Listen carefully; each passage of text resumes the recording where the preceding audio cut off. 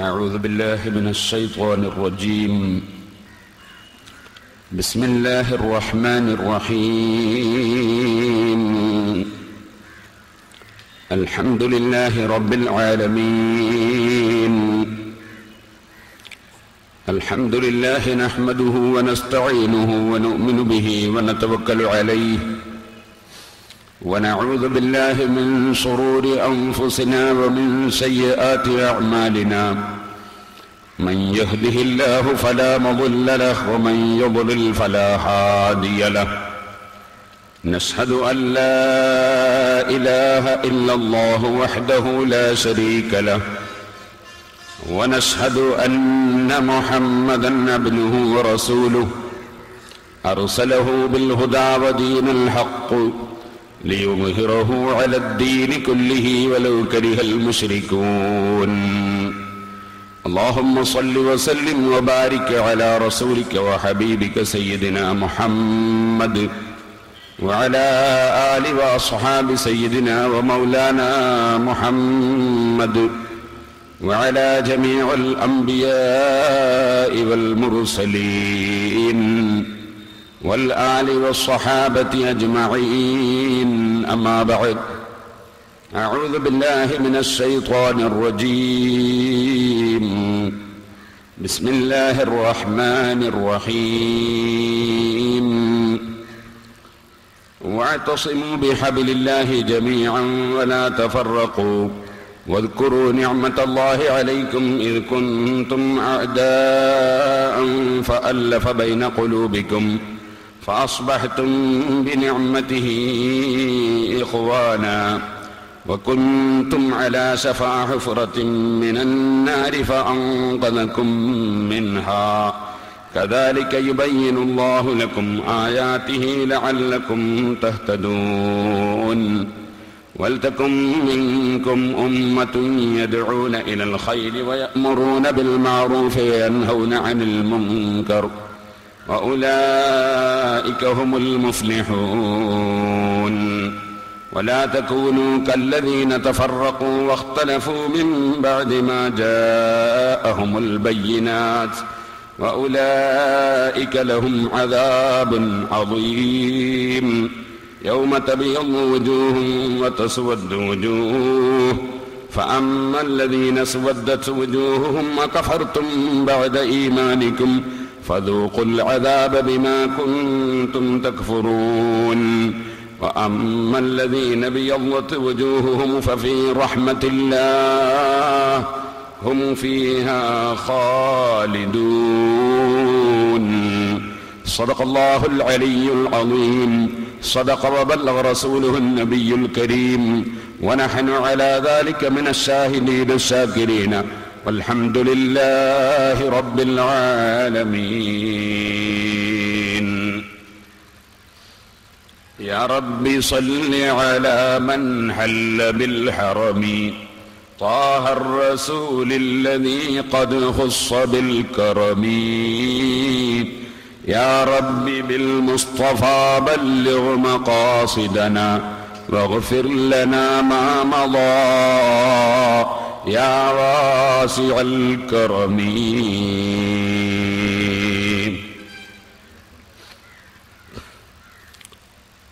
ബഹുമാനികളെ,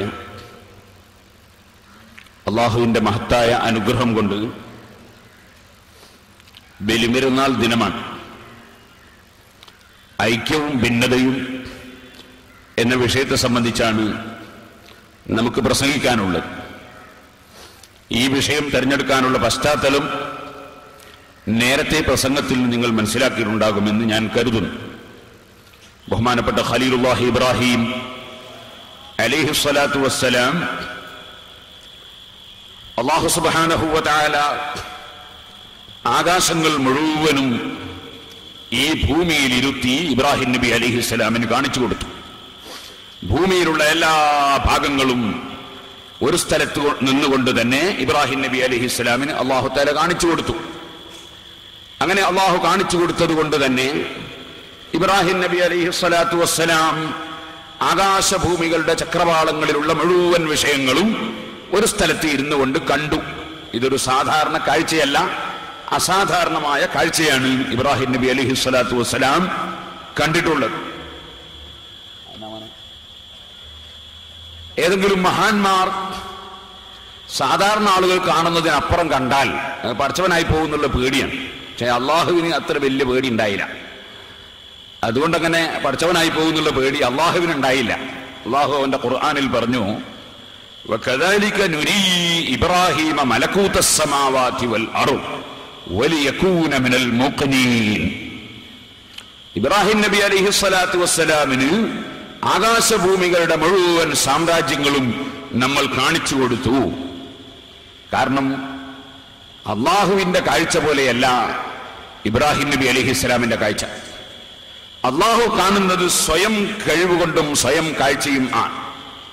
ഇബ്രാഹിം നബി അലൈഹിസ്സലാത്തു വസ്സലാം കാണുന്നത് അള്ളാഹു കാണിച്ചു കൊടുക്കുന്നത് കൊണ്ടാണ്.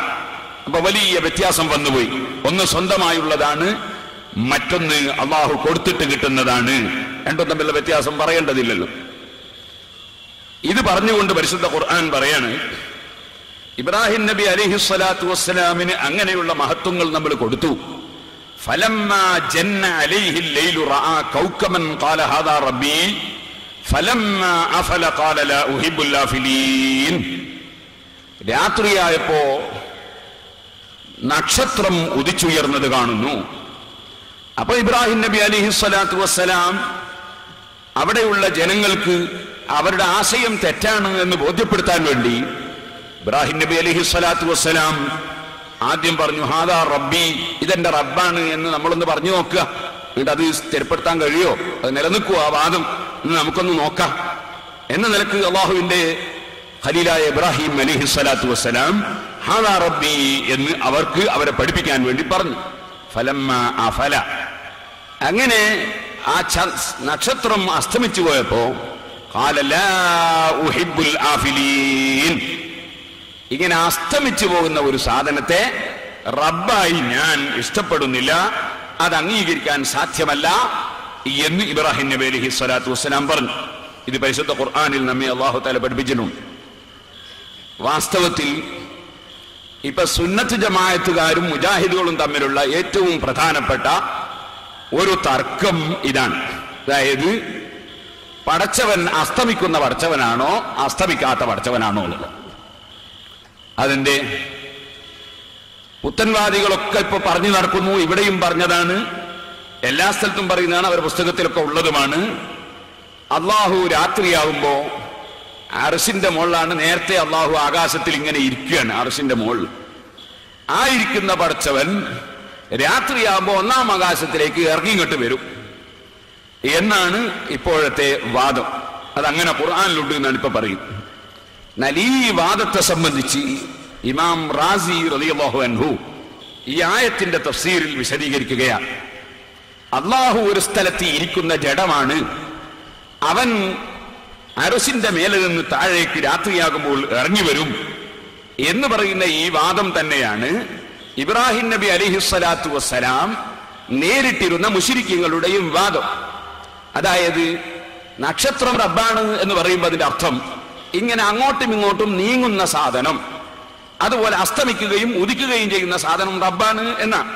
ഇബ്രാഹിം നബി അലൈഹി സ്വലാത്തു വസ്സലാം സമർത്ഥിക്കുന്നത് അങ്ങോട്ടും ഇങ്ങോട്ടും നീങ്ങുന്ന ഒരു സാധനം, അല്ലെങ്കിൽ അങ്ങോട്ടും ഇങ്ങോട്ടും നീങ്ങുന്ന ഒരാള്, അതുപോലെ ഒരിക്കൽ ഇങ്ങനെ ഉദിച്ചു കാണുന്നു, കുറച്ച് കഴിയുമ്പോൾ അസ്തമിച്ചു പോകുന്നു, ഇങ്ങനെയുള്ള ഒന്ന് റബ്ബാകാനോ അള്ളാഹു ആകാനോ പര്യാപ്തമല്ല, അത് ഒരിക്കലും തന്നെ അനുയോജ്യമല്ല. അതുകൊണ്ട് പടച്ചവനാണോ ഒരു സ്ഥലത്ത് അങ്ങോട്ടും ഇങ്ങോട്ടും നീങ്ങുക എന്നതുണ്ടാവുകയില്ല.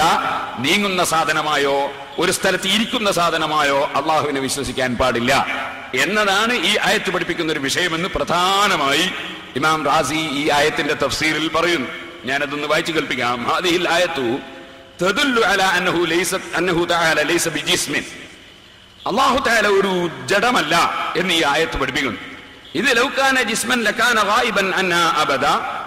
എന്തുകൊണ്ട് അല്ലാഹു തആല ഒരു ജഡം ആണെങ്കിൽ അല്ലാഹു എപ്പോഴും നമ്മളെ തൊട്ട് അസ്തമിച്ച സാധനമായിട്ടല്ലേ ഉള്ളൂ, നമ്മൾ കാണുന്നില്ലല്ലോ. അപ്പൊ ഒരു അസ്തമിച്ച സാധനം എന്നും അസ്തമിച്ച സാധനമായിട്ടാണ് അള്ളാഹുവിനെ സംബന്ധിച്ചപ്പോൾ വിലയിരുത്തേണ്ടത്. ഫകാന ആഫിലൻ അബദൻ, അപ്പൊ എപ്പോഴും അസ്തമിച്ചവനായി അള്ളാഹു. അപ്പൊ അതേതായിരുന്നാലും ഒരു ജഡം അള്ളാഹു ആകാൻ പര്യാപ്തമല്ല. വഅയ്ളൻ, മാത്രവുമല്ല യംതനിഉ അൻ യകൂന തആല യൻസിലു മിനൽ അർശി ഇല സമാഇ താറതൻ വയസ്അദു മിനസ് സമാഇ ഇലൽ അർശി ഉഖറ. അല്ലാഹു തആല ഒരിക്കൽ അർശിന്റെ മുകളിൽ നിങ്ങൾ താഴോട്ട് ഇറങ്ങുക, കുറച്ച് കഴിയുമ്പോൾ അല്ലാഹു തആല കയറി അങ്ങോട്ട് പോവുക.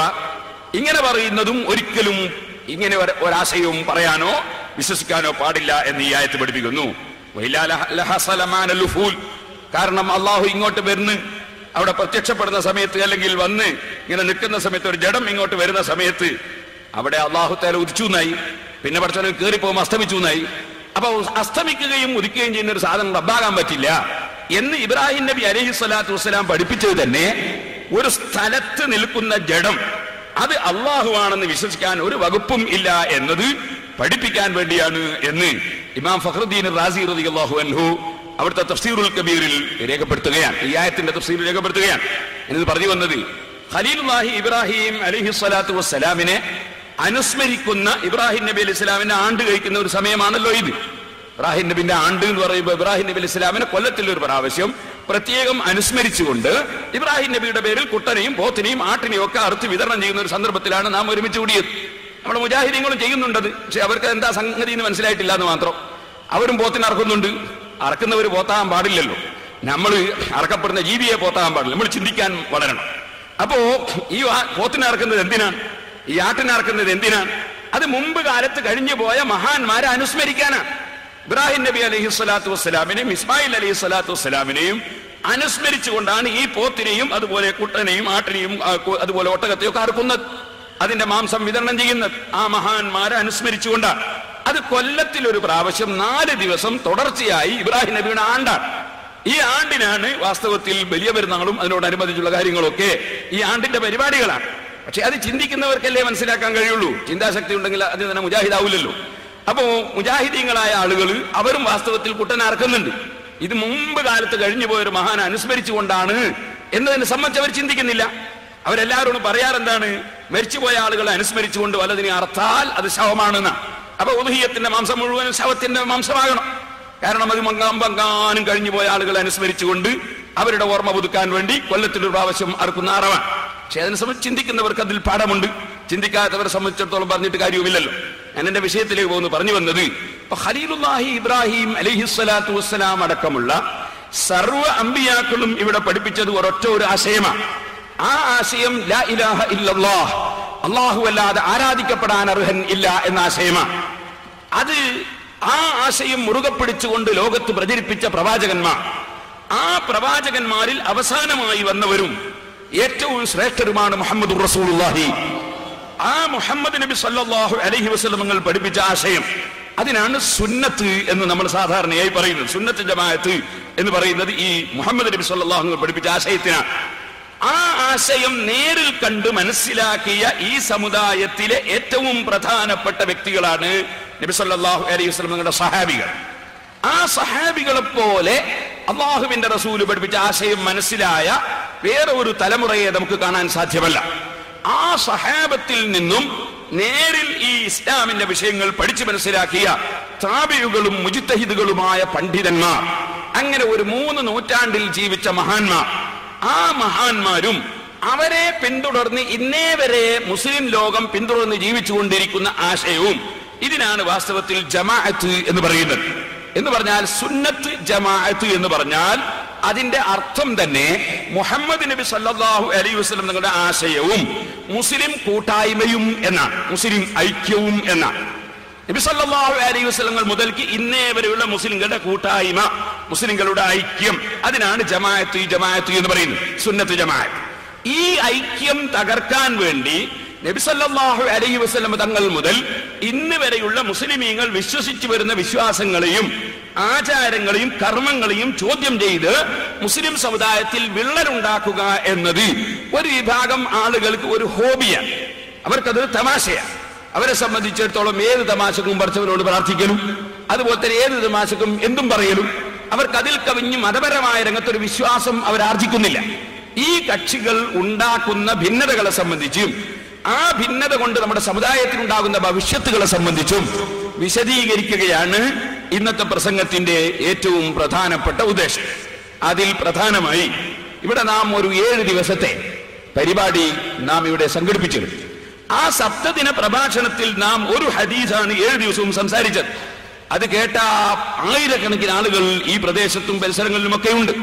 നമ്മൾ വളരെ മാന്യമായി കിതാബുകളുടെ ഉദ്ധരണികളും പരിശുദ്ധ ഖുർആനും ഹദീസും ഒക്കെ ഉദ്ധരിച്ച് മാന്യമായി ഒരു 8 ദിവസത്തോളം നമ്മുടെ പരിപാടികൾ ഇവിടെ നടന്നു. എന്നിട്ട് ലാ ഇലാഹ ഇല്ലല്ലാഹ് എന്ന ദിക്ർ ഒരു വളരെ കൂടുതൽ പ്രാവശ്യം ചൊല്ലി പടച്ചവനോട് പ്രാർത്ഥിച്ചുകൊണ്ട് നമ്മൾ ഇവിടുന്ന് പിരിഞ്ഞുപോയി. അതിനുശേഷം പിന്നീട് നമുക്ക് കേൾക്കാൻ കഴിഞ്ഞത് ഒരു ഇസ്ലാഹി പ്രഭാഷണം എന്ന പേരിൽ ഒരു പ്രഭാഷണമാണ്. ഈ ഇസ്ലാഹി എന്ന പേര് ഫസാദ് ഉണ്ടാക്കുന്ന ആളുകൾ മുമ്പേ പറഞ്ഞുകൊണ്ടിരിക്കുന്ന പേരാണെന്ന് പരിശുദ്ധ ഖുർആനിൽ അല്ലാഹു തആല സൂറത്തുൽ ബഖറയിൽ പഠിപ്പിച്ചിട്ടുണ്ട്. സൂറത്തുൽ ബഖറയുടെ തുടക്കത്തിൽ തന്നെ അല്ലാഹു തആല 3 വിഭാഗം ജനങ്ങളെ സംബന്ധിച്ചാണ് പരാമർശിക്കുന്നത്. അതിലൊന്ന് മൂമിനീങ്ങളാണ്. മൂമിനീങ്ങൾ അല്ലാഹു തആല പഠിപ്പിച്ചതും മറഞ്ഞ കാര്യങ്ങളൊക്കെ വിശ്വസിക്കുന്ന ആളുകളാണ്. രണ്ടാമത്തത് ഇന്നല്ലദീന കഫറു എന്ന് പറഞ്ഞുകൊണ്ട് അബൂജഹലിനെ പോലുള്ള അവിശ്വാസികളെ സംബന്ധിച്ചാണ് പറയുന്നത്. മൂന്നാമത്തെ ഒരു കക്ഷിയുണ്ടെന്ന് അല്ലാഹു ഖുർആനിൽ പറയുന്നു, വമിനൻ നാസി മൻ യഖൂലു ആമന്നാ ബില്ലാഹി വബിൽ യൗമിൽ ആഖിരി വമാ ഹും ബിമുഅ്മിനീൻ. ഞങ്ങൾ വിശ്വസിച്ചവരാണ് എന്ന് നാവ് കൊണ്ട് പറയും, പക്ഷേ അവർ വിശ്വസിച്ചവർ അല്ല. അങ്ങനെയുള്ള ഒരു കക്ഷി, ഒരു മൂന്നാം കക്ഷിയും ഉണ്ട്. അവർ അവിശ്വാസി എന്ന് പറഞ്ഞ് അബൂജഹലിന്റെ പട്ടികയിൽ പെടുത്താൻ പറ്റുന്നില്ല, മുഅ്മിനീങ്ങളുടെയും മുത്തഖീങ്ങളുടെ പട്ടികയിൽ അതും പെടുത്താൻ പറ്റുന്നില്ല. ഇത് രണ്ടുമല്ലാത്ത ഒരു മൂന്നാം കക്ഷി ഉണ്ടെന്ന് പരിശുദ്ധ ഖുർആൻ പറയുന്നു. വമിനൻ നാസി മൻ യഖൂലു ആമന്നാ ബില്ലാഹി വബിൽ യൗമിൽ ആഖിരി വമാ ഹും ബിമുഅ്മിനീൻ. അവരുടെ മനസ്സിൽ വിശ്വാസം ഇല്ല. അവരുടെ സ്വഭാവം എന്താണ്?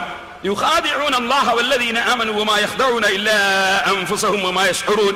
അവർ അല്ലാഹുവിനെയും സത്യവിശ്വാസികളെയും ചതിച്ചു കളയാമെന്ന നിലക്കാണ് അവരുടെ പ്രവർത്തനം. വാസ്തവത്തിൽ അവരവരുടെ ശരീരത്തെ തന്നെയാണ് അവർ ചതിക്കുന്നത്. അവർക്കുള്ള പ്രശ്നം എന്താണ്? ഫീ ഖുലൂബിഹിം മറളുൻ. അവരുടെ ഹൃദയത്തിൽ ചില രോഗങ്ങളുണ്ട്. മാനസിക രോഗികളാണെന്നാണ് നേരർത്ഥം. അത് ഹൃദയത്തിൽ ചില രോഗങ്ങളുണ്ട്. ഔലിയാക്കളെ കണ്ടുകൂടാ, അമ്പിയാക്കളെ ബഹുമാനിച്ചുകൂടാ, അള്ളാഹ് ബഹുമാനിച്ചതിനെ ബഹുമാനിച്ചുകൂടാ, അള്ളാഹ് അംഗീകരിച്ചതിനെ അംഗീകരിച്ചുകൂടാ, മുഅ്മിനീങ്ങളുടെ ഐക്യം, മുസ്ലിമുകളുടെ ഐക്യം നിലനിർത്തിക്കൂടാ. ഇങ്ങനെ തുടങ്ങി ചില രോഗങ്ങളാണ്. ഈ രോഗമുള്ള കക്ഷികൾ ഫസാദഹുമുല്ലാഹു മറള, അവരുടെ രോഗം അള്ളാഹു വർദ്ധിപ്പിച്ചു കൊടുത്തിരിക്കുന്നു. അങ്ങനെ മനസ്സിൽ രോഗമുള്ള ഒരു കക്ഷികളുണ്ട്. വലഹും അദാബുൻ അലീമും ബിമാ കാനൂ യക്ദിബൂൻ. അവർക്ക് കഠിനമായ ശിക്ഷയുണ്ട്, വേദനിപ്പിക്കുന്ന ശിക്ഷയുണ്ട്. ബിമാ കാനൂ യക്ദിബൂൻ. കാര്യം അവർ കളവ് പറയുന്നത് കൊണ്ടാണ്. കളവേ പറയുള്ളൂ.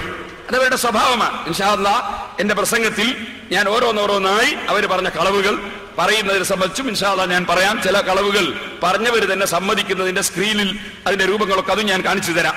ഞാൻ പറഞ്ഞു വരുന്നത് ബിമാ കാനൂ യക്ദിബൂൻ, കളവ് പറയലാണ് അവരുടെ ജോലി. ഖുർആനും പറയുന്നു, വഇദാ ഖീല ലഹും ലാ തുഫ്സിദൂ ഫിൽ അർദ്. അവരോട് പറഞ്ഞു, നിങ്ങൾ നാശം ഉണ്ടാക്കല്ല ഭൂമിയിൽ.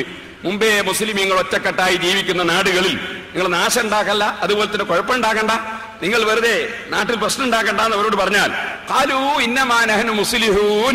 അവർ പറയും, ഞങ്ങൾ ഇസ്ലാഹി പ്രവർത്തകന്മാരാണ്. ഖുർആൻ വ്യക്തമായിട്ട് തന്നെ പഠിപ്പിക്കുന്ന ഒരു വിഷയം. ഖുർആന്റെ ഒരു മഹത്വം നോക്ക് നിങ്ങൾ. ഖാലൂ ഇന്നമാ നഹ്നു മുസ്ലിഹൂൻ, ഞങ്ങൾ ഇസ്ലാഹിന്റെ പ്രവർത്തകരാണ് എന്ന് അവർ പറയും. ഇസ്ലാഹിന്റെ പ്രവർത്തകന്മാർ ആണ് ഇസ്ലാഹി പ്രഭാഷണം, ഇസ്ലാഹി പ്രവർത്തനം. ഇങ്ങനെയാണല്ലോ ഖുർആൻ നേരത്തെ തന്നെ പറയാൻ, ഇന്നമാ നഹ്നു മുസ്ലിഹൂൻ, ഞങ്ങൾ ഇസ്ലാഹി പ്രവർത്തകന്മാരാണ് എന്നവർ പറയും. അലാ, അറിയണം, ഇന്നഹും ഹുമുൽ മുഫ്സിദൂൻ, അവർ തന്നെയാണ് നാശമുണ്ടാക്കുന്നവർ. വലാകിൻ ലാ യശ്ഉറൂൻ, പക്ഷേ അവർക്ക് ആ ബോധമില്ല കേട്ടോ. ഞങ്ങൾ ഉണ്ടാക്കുന്നത് നാശമാണ് എന്ന ബോധം അവർക്കില്ല. അവർ നാരിയത്ത് സലാത്തിനെ സംബന്ധിച്ച് നാറിയ സലാത്ത് എന്നായിരിക്കും സംസാരിക്കുന്നത്. അതുപോലെ മുഹമ്മദ് നബി സല്ലല്ലാഹു അലൈഹി വസല്ലമ തങ്ങളെ സംബന്ധിച്ച് അള്ളാഹുവിന് ഭയപ്പെടാത്ത മനുഷ്യരെന്നായിരിക്കും പറയുന്നത്. അവരുടെ ധാരണ ഞങ്ങൾ വലിയ വലിയ ഇസ്ലാഹ് നടത്തുന്ന ആളുകളാണ് എന്ന ധാരണയിലാണ് അവരുള്ളത്. വലാകിൻ ലാ യശ്ഉറൂൻ, അവർക്കറിയില്ല. വഇദാ ഖീല ലഹും ആമിനൂ കമാ ആമനന്നാസ്, മറ്റ് ജനങ്ങൾ, സഹാബത്ത് അടങ്ങുന്ന മറ്റ് ജനങ്ങൾ വിശ്വസിച്ച പോലെ നിങ്ങളങ്ങ് വിശ്വസിക്കൂ, നിങ്ങൾ നാട്ടിൽ ഫസാദ് ഉണ്ടാക്കല്ല എന്നവരോട് പറഞ്ഞാൽ ഖാലൂ, അവർ പറയും, അനൂമിനു കമാ ആമന സുഫഹാ, ഈ വിഡ്ഢികൾ, ഈ പോയത്തക്കാര് വിശ്വസിച്ച പോലെ വിശ്വസിക്കാനൊന്നും ഇസ്ലാഹിന്റെ ആളുകളായ ഞങ്ങളെ കിട്ടൂല കേട്ടോ എന്നാണ് അവർ മറുപടി പറയുക. അലാ, അറിയണം, ഇന്നഹും ഹുമുസ് സഫഹാഉ വലാകിൻ ലാ യഅലമൂൻ, അവരാണ് പരമവിഡ്ഢികൾ. വലാകിൻ ലാ യഅലമൂൻ, പക്ഷേ അവരതറിയുന്നില്ല, അവരാണ് പരമവിഡ്ഢികൾ എന്ന് പരിശുദ്ധ ഖുർആൻ വ്യക്തമായി പറയുന്നു. ഇതിന്റെ വിശദീകരണമാണ് ഇൻഷാ അല്ലാഹ് നമുക്ക് ശേഷം പറയാനുള്ളത്. ഞാൻ നിങ്ങളോട് പറയട്ടെ, ഇവിടെ ഒരു മൗലവി വന്നു. ആ മൗലവി മുജാഹിദുകളുടെ ഭാഷയിൽ ഷാർജ ഉസ്താദ് എന്നാണ് അയാൾ കൊണ്ട് പറയാം. ഷാർജ ഉസ്താദ് എന്ന് അയാൾക്ക് പേര് വരാൻ കാരണം, ഞാൻ അദ്ദേഹത്തെ മാത്രമേ ഇന്ന് പരാമർശിക്കുന്നുള്ളൂ. കാരണം മറ്റുള്ള ആളുകളൊക്കെ ഈ പരാമർശിച്ച് ഒരുപാട് വിഷയങ്ങൾ പറയാൻ ഒരു ദിവസം കൊണ്ട് കഴിയില്ലല്ലോ. അതിന്റെ ആവശ്യമില്ല. ഒന്ന് പറഞ്ഞാൽ വല്ലുക്കസ്മാലം യുക്കൽ, ബാക്കി അതിന്റെ മേൽ ഖിയാസാക്ക. ഏറ്റവും പ്രധാനപ്പെട്ട ഒന്ന് ശരിയാക്കിയാൽ ബാക്കിയുള്ളത് വേഗം റെഡിയാവുമല്ലോ. അതുകൊണ്ട് അതിനെ സംബന്ധിച്ച് തന്നെയാണ് പറയാൻ പോകുന്നത്. നിങ്ങൾ ഓർക്കണം സഹോദരന്മാരെ, ഈ ഷാർജ ഉസ്താദ് എന്ന് പറയുന്നത് ഞാൻ പുല്ലൂക്കര ജമാഅത്ത് പള്ളിയിൽ ഓതി പഠിക്കുന്ന കാലത്ത് കടവത്തൂരിൽ വെച്ച് ഞാനുമായി കുറെ ഖണ്ഡന പ്രസംഗം നടത്തിയിരുന്നു. അങ്ങനെ അന്ന് ഞാൻ ചോദിച്ച ചോദ്യങ്ങൾക്കൊന്നും മറുപടി പറയാൻ കഴിയാതെ ആയപ്പോ പിന്നെ ആ കടവത്തൂർ ഭാഗത്തുള്ള ആരോ വിസ കൊടുത്തങ്ങ് കൂട്ടിയതാണെന്ന് എനിക്ക് തോന്നുന്നത്. ഏതായിരുന്നാലും അങ്ങനെ അദ്ദേഹം ഷാർജയിലെത്തിയതിനു ശേഷം അവിടെയും അദ്ദേഹത്തിന്റെ ഈ ഫസാദ് പ്രവർത്തനം ഇങ്ങനെ തുടങ്ങി പ്രവർത്തിച്ചുകൊണ്ടിരിക്കുകയാണ്. ഇപ്പൊ അവസാനമായി നാദാപുരത്ത് നമ്മുടെ സുന്നത്ത് ജമാഅത്തിന്റെ ആശയപ്രചരണ രംഗത്തുള്ള പ്രവർത്തനങ്ങൾ കണ്ടപ്പോ യാതൊരു നിവൃത്തിയില്ലാതെ ആയപ്പോ കൂട്ടിക്കൊണ്ടുവന്നാണ് അദ്ദേഹത്തെ. വളരെ സന്തോഷമുണ്ട്. ഞാൻ അദ്ദേഹത്തോട് വളരെ സ്നേഹത്തോടു കൂടി ആദ്യമായി പറയാണ്, അദ്ദേഹം ഇനിയും വരണം. ഞാൻ ഈ വിഷയത്തിന് ഒരുങ്ങിക്കഴിഞ്ഞിരിക്കുന്നു. ആ മൗലവി ഇനിയും വരണം.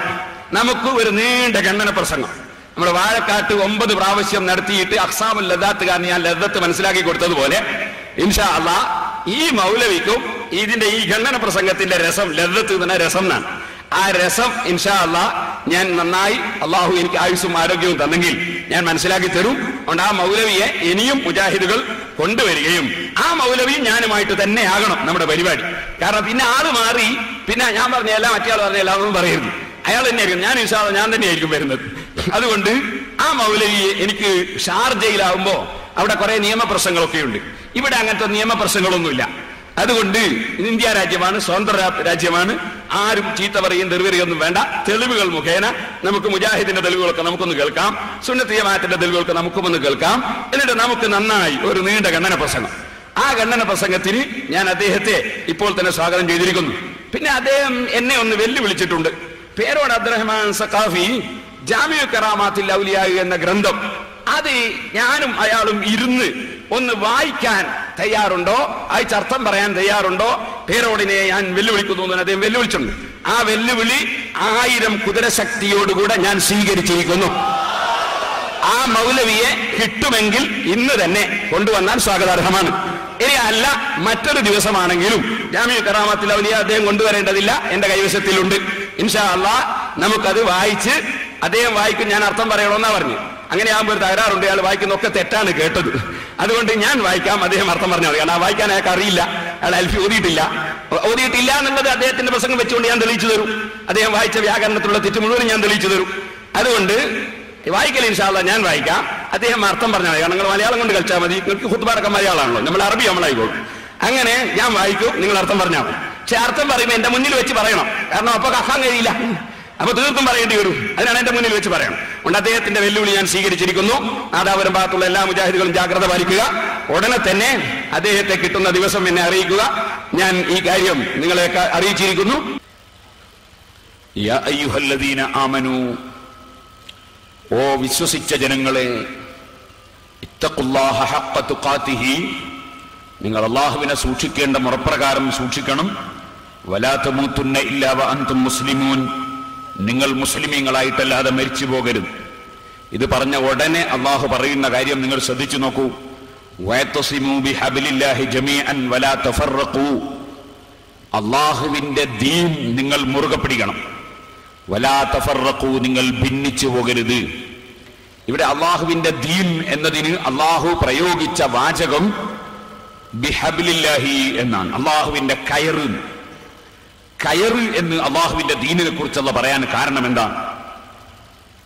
അതിന്റെ കാരണം കയറുകൾ കൊണ്ട് ഓരോന്നും മറ്റൊന്നുമായി പിടിച്ചു ബന്ധിപ്പിക്കുന്നത് പോലെ ലോകത്തുള്ള മുഴുവൻ മുസ്ലിമീങ്ങളുടെയും മനസ്സുകൾ തമ്മിൽ ബന്ധിപ്പിക്കുന്ന വസ്തുവാണ് ദീൻ.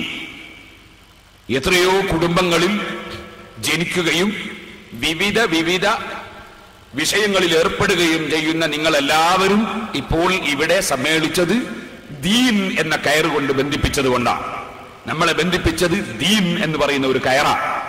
അതുകൊണ്ടാണ് പരിശുദ്ധ ഖുർആൻ കയറ് മുറുകെ പിടിക്കണം എന്നർത്ഥം വരുന്ന വാചകം പറഞ്ഞത്. അതിന്റെ ഉദ്ദേശം പണ്ഡിതന്മാര് പറഞ്ഞു, അള്ളാഹുവിന്റെ ദീൻ നിങ്ങൾ മുറുകെ പിടിക്കണം, ജമീഅൻ, എല്ലാവരും. വലാ തഫറഖൂ, നിങ്ങൾ ഭിന്നിച്ചു പോകരുത്, ഐക്യത്തോടെ പോകണം. വദ്കുറൂ നിഅമത്തുല്ലാഹി അലൈക്കും ഇദ് കുൻതും അദാഅൻ ഫഅല്ലഫ ബൈന ഖുലൂബിക്കും ഫഅസ്ബഹതും ബിനിഅമതിഹി ഇഖ്വാന. ഞാൻ നേരത്തെ പറഞ്ഞതുപോലെയുള്ള വിശ്വാസമില്ലാത്ത ചില ജനങ്ങൾ മുസ്ലിമീങ്ങളായ ആളുകൾക്കിടയിലുള്ള ചെറിയ ചെറിയ പ്രശ്നങ്ങൾ, ശാഖാപരമായ അതുപോലെ തറവാടുപരമായ വിഷയങ്ങളൊക്കെ എടുത്തു വലിച്ചിട്ട് മുസ്ലിമീങ്ങളെ ഭിന്നിപ്പിക്കാൻ വേണ്ടി ശ്രമിച്ചപ്പോൾ മതരംഗത്ത് അവർ ഭിന്നിക്കാൻ ഒരു വകുപ്പും ഉണ്ടാകരുത് എന്ന നിലക്ക് അള്ളാഹു പറയുകയാണ്, നിങ്ങൾ മുമ്പ് ഭിന്നിച്ചവരായിരുന്നു, നിങ്ങളെ മതത്തിന്റെ പേരിൽ അള്ളാഹു നിങ്ങളെ യോജിപ്പിച്ചതാണ്. അതുകൊണ്ട് തന്നെ മുമ്പ് നിങ്ങൾ ശത്രുക്കളായിരുന്നു, ഇപ്പോൾ നിങ്ങൾ ഒരേ ആശയത്തിന്റെ ആളുകളാണ്. നിങ്ങൾ ഒരിക്കലും തന്നെ ഭിന്നിക്കരുത്. ഫഅല്ലഫ ബൈന ഖുലൂബികും ഫഅസ്ബഹതും ബിനിഅമതിഹി ഇഖ്വാന. നിങ്ങൾ സഹോദരന്മാരായി നിങ്ങളെ മുഴുവനും അള്ളാഹു ആക്കിയിട്ടുണ്ട്. നിങ്ങൾ ആ സാഹോദര്യ ബന്ധത്തിൽ ഇസ്ലാം ദീൻ മുറുകെ പിടിച്ച് നിങ്ങൾ ഒറ്റക്കെട്ടായി നീങ്ങണം. വകുൻതും അലാ ശഫാ ഹുഫറത്തിൻ മിനൻ നാരി ഫഅൻഖദകും മിൻഹാ. നിങ്ങൾ നരകത്തിന്റെ വക്കയായിരുന്നു, അള്ളാഹുവോട് നിങ്ങളെ രക്ഷപ്പെടുത്തിയതാണ്. കദാലിക യുബയ്യിനുല്ലാഹു ലക്കും ആയാതിഹി ലഅല്ലക്കും തഹ്തദൂൻ. നിങ്ങൾ സന്മാർഗം പ്രാപിക്കാൻ അള്ളാഹു അവന്റെ ദൃഷ്ടാന്തങ്ങൾ നിങ്ങൾക്ക് ആ നിലക്ക് വിവരിച്ചു തരികയാണ്. ഇത് പറഞ്ഞ ഉടനെ അള്ളാഹു പിന്നെ പറയുന്നത് എന്താ? ആദ്യം പറഞ്ഞത് മുസ്ലിമായിട്ടേ മരിക്കാവൂ. രണ്ടാമത് പറഞ്ഞത് മുസ്ലിമായി മരിക്കാൻ നിങ്ങൾ ആദർശപരമായി ആശയപരമായി ഒറ്റക്കെട്ടായി നീങ്ങണം. നിങ്ങൾ അള്ളാഹുവിന്റെ ദീൻ മുറുകെ പിടിക്കണം, ഐക്യത്തോടെ പോകണം. ഇത് പറഞ്ഞ ഉടനെ അള്ളാഹു പറയുന്നത്, ഐക്യം ഇവിടെ ഉണ്ടാകണമെങ്കിൽ നന്മയിലേക്ക് ക്ഷണിക്കുന്ന, തിന്മ വിരോധിക്കുന്ന ഒരു സംഘത്തിന്റെ പ്രവർത്തനം നടക്കണം.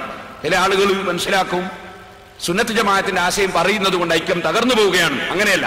സുന്നത്ത് ജമാഅത്തിന്റെ ആശയം പറയുന്ന ഒരു കക്ഷികൾ ഇവിടെ ഇല്ലെങ്കിൽ മുസ്ലിങ്ങളെ മുഴുവനും സുന്നത്ത് ജമാഅത്തിന്റെ വിരോധികൾ ഛിന്ന ഭിന്നമാക്കി കളയും. അതുകൊണ്ട് അള്ളാഹു പറയാൻ, വൽതകും മിൻകും ഉമ്മത്തുൻ യദ്ഊന ഇലൽ ഖൈർ. നന്മയിലേക്ക് ക്ഷണിക്കുന്ന ഒരു സംഘം, ഒരു സമൂഹം നിങ്ങളിൽ ഉണ്ടാകണം. വയഅ്മുറൂന ബിൽ മഅറൂഫ്. നല്ലതുകൊണ്ട് അവർ കൽപ്പിക്കണം. ജനങ്ങൾക്കിടയിൽ, മുസ്ലിമീങ്ങൾക്കിടയിൽ അറിയപ്പെട്ട കാര്യങ്ങളെ കൊണ്ട് അവർ കൽപ്പിക്കണം. വയൻഹൗന അനിൽ മുൻകർ. നിഷിദ്ധമായ വിഷയങ്ങൾ അവർ വിരോധിക്കണം. വഉലൈക ഹുമുൽ മുഫ്ലിഹൂൻ. ആ ഡ്യൂട്ടി ഏറ്റെടുത്തവർ ആരോ ആ കക്ഷികളാണ് ഏറ്റവും വലിയ വിജയം കൈവരിച്ചവർ. നല്ലത് കൽപ്പിക്കുകയും ചീത്ത വിരോധിക്കുകയും ആവശ്യമായത് പറഞ്ഞു കൊടുക്കുകയും ചെയ്യുന്നവർ, അവരാണ് ഏറ്റവും വലിയ വിജയം കൈവരിച്ചവർ. ഇത് പറഞ്ഞിട്ട് വീണ്ടും അല്ലാഹു ആവർത്തിക്കുകയാണ്, വലാ തകൂനു കല്ലദീന തഫറഖൂ. ഭിന്നിച്ചവരെ പോലെ നിങ്ങൾ ആകരുതേ. വഖ്തലഫൂ. അവര് അഭിപ്രായ ഭിന്നതയായി. മിൻ ബഅദി മാ ജാഅഹുൽ ബയ്യിനാത്ത്. വ്യക്തമായ തെളിവ് കിട്ടിയതിനു ശേഷം അവർ ഭിന്നിച്ചു. ആ കക്ഷികളെ പോലെ നിങ്ങൾ ആകരുതേ. വഉലൈക ലഹും അദാബുൻ അദീം. അവർക്ക് വളരെ വലിയ ശിക്ഷയാണ്. ഇത് പറഞ്ഞിട്ട് അല്ലാഹു പറയുന്നത്, എപ്പോഴാണ് ശിക്ഷ? യൗമ തബിയല്ലു വുജൂഹുൻ വതസ്വദ്ദു വുജൂഹ്. ഒരു വിഭാഗത്തിന്റെ മുഖം സന്തോഷം കൊണ്ട് പ്രസന്നമാകുന്ന ഒരു ദിവസമുണ്ട്. ഖിയാമത്ത് നാളിൽ അള്ളാഹുവിന്റെ പൊരുത്തത്തിന് വേണ്ടി മാത്രം ദീനീ പ്രവർത്തനം നടത്തുകയും അള്ളാഹുവിന്റെ കൽപ്പനകൾ അനുസരിച്ച് ജീവിക്കുകയും ചെയ്ത ഈമാനും തഖ്വയുമുള്ള മുത്തഖീങ്ങൾ, അള്ളാഹു സാധുക്കളായ നമ്മെ അതിൽ ഉൾപ്പെടുത്തുമാറാകട്ടെ. അത്തരം ആളുകളുടെ മുഖം പ്രസന്നമാകും, വെളുത്തുപോകും, സന്തോഷം കൊണ്ട് വെളുക്കും. അതേസമയം ഒരു വിഭാഗത്തിന്റെ മുഖം കറുത്തിരുണ്ടു പോകും. ഈ കക്ഷികൾ ആരാണ്? ഈ കക്ഷികളെ സംബന്ധിച്ച് ഈ ബഹുമാനപ്പെട്ട അബ്ദുല്ലാഹി ഇബ്നു അബ്ബാസ് റളിയല്ലാഹു അൻഹു, ഖുർആൻ വ്യാഖ്യാതാക്കളുടെ നേതാവായ സ്വഹാബത്തിന്റെ കൂട്ടത്തിൽ വലിയ പ്രഗൽഭനായ ഇബ്നു അബ്ബാസ് റളിയല്ലാഹു അൻഹു പറയുന്നു, യാനി അല്ലാഹു ഉദ്ദേശിക്കുന്നത് യൗമൽ ഖിയാമ, ഈ ദിവസം ഒരു വിഭാഗത്തിന്റെ മുഖം സന്തോഷം കൊണ്ട് വെളുക്കും, ഒരു വിഭാഗത്തിന്റെ മുഖം സന്തോഷം കൊണ്ട് കറുക്കും എന്ന് പറഞ്ഞ ഈ ദിവസം ഖിയാമത്ത് നാളാണ്. അതെന്തേ? ഹീന തബിയല്ലു വുജൂഹു അഹ്ലിസ് സുന്നത്തി വൽ ജമാഅ. സുന്നത്ത് ജമാഅത്തുകാരുടെ മുഖം വന്ന് സന്തോഷം കൊണ്ട് പ്രസന്നമാണ്. സുന്നത്ത് ജമാഅത്തുകാരൊക്കെ സന്തോഷം കൊണ്ട് വെളുക്കുകയാണ് അവരുടെ മുഖം. വതസ്വദ്ദു വുജൂഹു അഹ്ലിൽ ബിദ്അത്തി വൽ ഫിർഖ. സുന്നത്ത് ജമാഅത്തിന്റെ വിരോധികളുടെ മുഖം വന്ന് വ്യസനം കൊണ്ടും സങ്കടം കൊണ്ടും കറുത്തു പോവുകയാണ്. അതേ മുസ്ലിമീങ്ങൾക്കിടയിൽ ഭിന്നിപ്പുണ്ടാക്കുന്ന സുന്നി വിരുദ്ധരായ ആളുകളുടെ മുഖം അന്ന് കറുത്തു പോവുകയാണ്. ഇബ്നു അബ്ബാസ് റളിയല്ലാഹു അൻഹുമാ, ഇബ്നു അബ്ബാസ് റളിയല്ലാഹു അൻഹു പറഞ്ഞ തഫ്സീർ ഹാഫിദ് ഇബ്നു കസീർ അദ്ദേഹത്തിന്റെ തഫ്സീറിൽ ഉദ്ധരിക്കുകയാണ്. അപ്പോൾ യൗമ തബിയല്ലു വുജൂഹുൻ വതസ്വദ്ദു വുജൂഹ്. നിങ്ങൾ അഹ്ലുസ് സുന്നത്തി വൽ ജമാഅത്തിന്റെ ആളുകളുടെ മുഖം സന്തോഷം കൊണ്ട് വെളുക്കുന്ന ഒരു ദിവസം, സുന്നത്തിന്റെ വിരോധികളുടെ മുഖം കറുത്തിരുണ്ടു പോകുന്ന ഒരു ദിവസം. അല്ലാഹു പറയാൻ, ഫഅമ്മല്ലദീന സുവദ്ദതു വുജൂഹുഹും.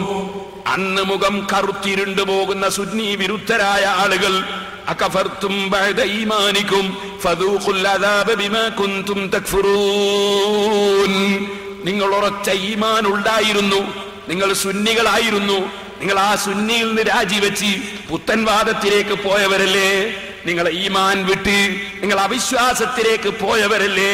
അകഫർതും ബഅദ ഈമാനിക്കും, നിങ്ങളെ ഈമാനിന്റെ ശേഷം നിങ്ങൾ അതാ വിശ്വാസത്തിലേക്ക് നീങ്ങിയതല്ലേ എന്നവരോട് പറയപ്പെടും. നിങ്ങൾ നേരത്തെ സുന്നത്ത് ജമാഅത്തുകാരല്ലേ, നിങ്ങൾ അതിൽ നിന്ന് പിരിഞ്ഞു പോയവരല്ലേ എന്നവരോട് ചോദിക്കപ്പെടും. ഫദൂഖുൽ അദാബ ബിമാ കുൻതും തക്ഫുറൂൻ, നിങ്ങൾ ഈ അവിശ്വാസം കാണിച്ച കാരണം കൊണ്ട് ശിക്ഷ നന്നായി രുചി നോക്കിക്കോളൂ എന്നവരോട് പറയും. എന്നാൽ മുഖം സന്തോഷം കൊണ്ട് വെളുക്കുന്ന സുന്നത്ത് ജമാഅത്തുകാരായ ആളുകൾ ഫഫീ റഹ്മത്തില്ലാഹി ഹും ഫീഹാ ഖാലിദൂൻ, അവർ അല്ലാഹുവിന്റെ അനുഗ്രഹത്തിന്റെ ഭവനമായ സ്വർഗത്തിൽ കാലകാലം താമസിക്കുന്നവർ തന്നെ. പരിശുദ്ധ ഖുർആൻ നമ്മെ പഠിപ്പിക്കുകയാണ്. അപ്പൊ സഹോദരന്മാരെ, നിങ്ങൾ ഓർക്കണം, അഹ്ലുസുന്നത്തി വൽ ജമാഅ അവര് മാത്രമേ ഖിയാമത്ത് നാളിൽ മുഖം സന്തോഷം കൊണ്ട് വെളുക്കുന്നവരുള്ളൂ. സുന്നത്ത് ജമാഅത്തിന്റെ വിരോധികൾ മുഖം കറുത്തിരുണ്ടു പോകുന്നവരാണെന്ന് പരിശുദ്ധ ഖുർആൻ പഠിപ്പിക്കുന്നു. ഇബ്നു അബ്ബാസ് റളിയല്ലാഹു അൻഹു പറഞ്ഞ തഫ്സീർ ഹാഫിദ് ഇബ്നു കസീർ അദ്ദേഹത്തിന്റെ തഫ്സീറിൽ എടുത്തു ഉദ്ധരിക്കുന്നു. ഞാനിത് പറഞ്ഞു വന്നത്, ഈ സുന്നത്ത് ജമാഅത്തും ഇതര പ്രസ്ഥാനങ്ങളും എന്ന് പറയുമ്പോ അത് എന്തോ ഒരു ചെറിയ ഒരു വിഷയമാണെന്ന്, അത് നമ്മുടെ ഏതെങ്കിലും മറ്റ് വിഷയങ്ങളിലുള്ള തർക്കം പോലെയാണെന്ന് നിങ്ങൾ തെറ്റിദ്ധരിക്കരുത്. ഇതൊരു അടിസ്ഥാനപരമായ വിഷയമാണ്. ഖിയാമത്ത് നാളിൽ വിജയം കൈവരിക്കുന്നവർ സുന്നത്ത് ജമാഅത്തുകാർ മാത്രം. ഖുർആൻ പഠിപ്പിക്കുകയാണ്, ഞാൻ പറയുന്നതല്ല. അല്ലാഹുവിന്റെ ഖുർആൻ നമ്മളെ പഠിപ്പിക്കുകയാണ്. അതേസമയം അന്ന് മുഖം കറുത്തിരുണ്ടു പോകുന്നവർ സുന്നത്ത് ജമാഅത്തിന്റെ വിരുദ്ധ ചേരിയിലുള്ളവർ. ഇത് ഈ ആയത്തിന്റെ തഫ്സീർ ഏറ്റവും വലിയ പ്രശസ്തനായ സഹാബത്തിന്റെ കൂട്ടത്തിൽ തന്നെയും ഏറ്റവും അറിയപ്പെട്ട റഈസുൽ മുഫസ്സിരീൻ അബ്ദുല്ലാഹി ഇബ്നു അബ്ബാസ് റളിയല്ലാഹു അൻഹു പറഞ്ഞ തഫ്സീർ ഇബ്നു കസീറിലടക്കം എല്ലാ കിതാബുകളിലും കാണാം. അതാണ് ഞാൻ നിങ്ങൾക്ക് വായിച്ചു കേൾപ്പിച്ചത്. അപ്പൊ സുന്നത്ത് ജമാഅത്തുകാരാവുക എന്നത് അത് ഏറ്റവും പ്രധാനപ്പെട്ട ഒരു വിഷയമാണ്. ഹാഫിദ് ഇബ്നു കസീർ റഹ്മത്തുള്ളാഹി അലൈഹി അവിടുത്തെ തഫ്സീറുൽ കബീറിൽ ഇത് വ്യക്തമായി നമ്മെ പഠിപ്പിക്കുകയാണ്. സുന്നത്ത് ജമാഅത്തുകാർ മാത്രമേ ഖിയാമത്ത് നാളിൽ രക്ഷപ്പെടുന്നുള്ളൂ. അല്ലാത്തവരെല്ലാം ഖിയാമത്ത് നാളിൽ മുഖം കറുത്തിരുണ്ടു പോവുകയാണ്. ആഖിറത്തിൽ വിശ്വസിക്കുന്നവർ ഇതിന്റെ ഗൗരവം മനസ്സിലാക്കണമെന്നാണ് ഞാൻ തുടക്കത്തിൽ തന്നെ പറഞ്ഞതിനർത്ഥം. ഇത് തമാശ പറയാനുള്ള വിഷയമല്ല, ഇത് നമുക്ക് കളിയാക്കാനുള്ള വിഷയമല്ല, ഇത് നമ്മുടെ ഈമാനിന്റെ വിഷയമാണ്, ആഖിറത്തിലെ ജീവിതത്തിന്റെ വിഷയമാണ്. ഈ ബോധത്തോടു കൂടി വിഷയത്തെ സമീപിക്കാൻ നമ്മൾ തയ്യാറാകണം എന്ന് ആമുഖമായി ഞാൻ എല്ലാവരോടും ഓർമ്മപ്പെടുത്തുകയാണ്. സഹോദരന്മാരെ, മുസ്ലിമീങ്ങളെ ഭിന്നിപ്പിച്ചതിന്റെ രൂപങ്ങൾ ഞാൻ പല സ്ഥലത്തും പറഞ്ഞിട്ടുണ്ട്. ഒറ്റ വാക്കിൽ ഇവിടെയും പറഞ്ഞു തീർക്കുന്നു. ഇപ്പൊ നിങ്ങൾ നോക്കൂ, മക്ക ഷരീഫിലേക്കാണ് നമ്മളെല്ലാവരും തിരിഞ്ഞു നിസ്കരിച്ചത് അല്ലേ? ആ മക്കയിൽ ജുമാ നടക്കുന്നില്ലേ? അവിടെ ജുമാക്ക് 2 ബാങ്കല്ലേ? ഈ നാദാപുരത്ത് എങ്ങനെ ആ മാർക്കറ്റിന്റെ അപ്പുറത്ത് ഒരു പള്ളി എന്ന പേരിൽ ഒരു ബിൽഡിംഗ് ഉണ്ടാക്കിയിട്ട് അവിടെ എങ്ങനെ ജുമാക്ക് ഒറ്റ ബാങ്കായി? നിങ്ങൾ ചിന്തിക്കണം, ആരാണ് ഇവിടെ മുസ്ലിമുകളെ ഭിന്നിപ്പിക്കുന്നതും ചിന്തിക്കാൻ ഞാൻ പറയും. മക്കയിലും മദീനയിലും ലോകരാഷ്ട്രങ്ങളിൽ മുഴുവനും ജുമാക്ക് ബാങ്ക് 2 അല്ലേ? ഇവിടെ ഈ നാദാപുരത്തൊരു മൂലയിൽ എങ്ങനെ ഒന്നായി? എത്ര വലിയ ആലിമ്യങ്ങൾ ജീവിച്ച് മരിച്ചു പോയിട്ടുണ്ട് ഇവിടെ, എത്ര ഔലിയാക്കൾ ജീവിച്ചിട്ടുണ്ട് ഇവിടെ. അവർക്കാർക്കും കാണാത്ത ഒരു മതം എങ്ങനെ ഇവർക്ക് കിട്ടി?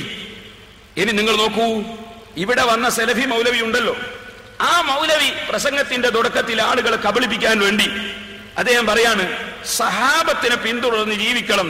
കേട്ടപ്പോ തമാശ തോന്നി. സഹാബത്തിനെ പിന്തുടർന്ന് ജീവിക്കണം.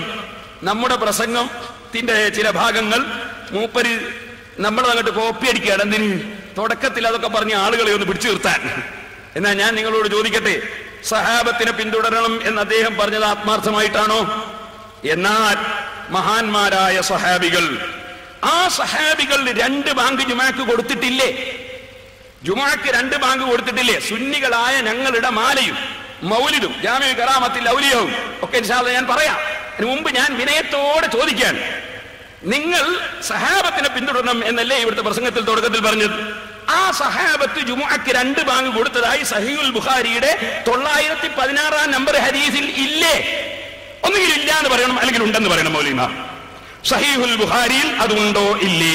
ജുമുഅക്ക് 2 ബാങ്ക് കൊടുത്തതായി ഉണ്ടോ ഇല്ലേ? സഹാബത്ത് കൊടുത്തു എന്ന് ബുഖാരിയിൽ ഇല്ലേ? അത് സഹാബത്തിൽ തന്നെ പറഞ്ഞിട്ടില്ലേ? സായിബ് ഇബ്നു യസീദ് റളിയല്ലാഹു അൻഹുവിന്റെ ഹദീസ് ബുഖാരിയിൽ ഇല്ലേ? അദ്ദേഹം 7ാമത്തെ വയസ്സിൽ അള്ളാന്റെ റസൂലിന്റെ കൂടെ ഹജ്ജിന് പോയ സഹാബി അല്ലേ?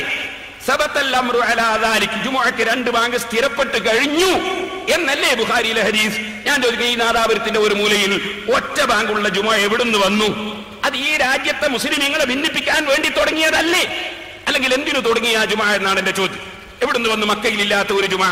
എവിടുന്ന് വന്നു മദീനയിലില്ലാത്ത ഒരു ജുമാ? എവിടുന്ന് വന്നു മസ്ജിദുൽ അഖ്സയിൽ ഇല്ലാത്തൊരു ജുമാ? എവിടുന്ന് വന്നു ലോകത്ത് എവിടെയും ഇല്ലാത്തൊരു ജുമാ? നമ്മുടെ ഷാർജ ശൈഖ് ഉണ്ടല്ലോ, ഷാർജ ശൈഖ് തന്നെ അവിടുത്തെ ശൈഖല്ലേ നമ്മൾ ഇവിടെ വന്ന നമ്മുടെ ഷാർജ ഉസ്താദ്. ഈ ഷാർജ ഉസ്താദിനെ സംബന്ധിച്ച് മുജാഹിദിന്റെ തന്നെ ഒരു പത്രം ഞാൻ വായിക്കട്ടെ. മുജാഹിദ് വോയിസ്, ജനുവരി 2004 ജനുവരി 26. ഷാർജ ഉസ്താദിന്റെ രണ്ടാം ബാങ്ക്. ചില മൗലവിമാർക്ക് രണ്ടാം കെട്ടാണ്, ഇയാൾക്ക് രണ്ടാം ബാങ്കാണ്. കേട്ടോളൂ, ഷാർജ ഉസ്താദിന്റെ രണ്ടാം ബാങ്ക്. എന്താ വിഷയം? നാദാപുരത്ത് വന്നിട്ട് മൂപ്പര് പറയാ, പേരോടിന്റെ ഉമ്മറത്ത് വെച്ചാ ഞാൻ പ്രസംഗിക്കുന്നത്, പേരോടിനെ ഞാൻ വെല്ലുവിളിക്കുകയാണ്. പേരോടിനെ വെല്ലുവിളിക്കുന്നതിന് വിരോധമൊന്നുമില്ലല്ലോ, പക്ഷെ വെല്ലുവിളിച്ചിട്ട് മുങ്ങാൻ പാടില്ല, വെല്ലുവിളിച്ചിട്ട് മുങ്ങാൻ പാടില്ല. ഞാൻ ഓർമ്മപ്പെടുത്തട്ടെ, ഷാർജ ഉസ്താദിന്റെ രണ്ടാം ബാങ്ക്. ഇത് ഞങ്ങളെ പത്രത്തിലല്ലേ, മുജാഹിദ് വോയിസിലാണ്. ഞാനതൊന്ന് വായിക്കാം, ഇദ്ദേഹത്തിന്റെ ഊക്കൊന്ന് അറിയണമല്ലോ ജനങ്ങൾ.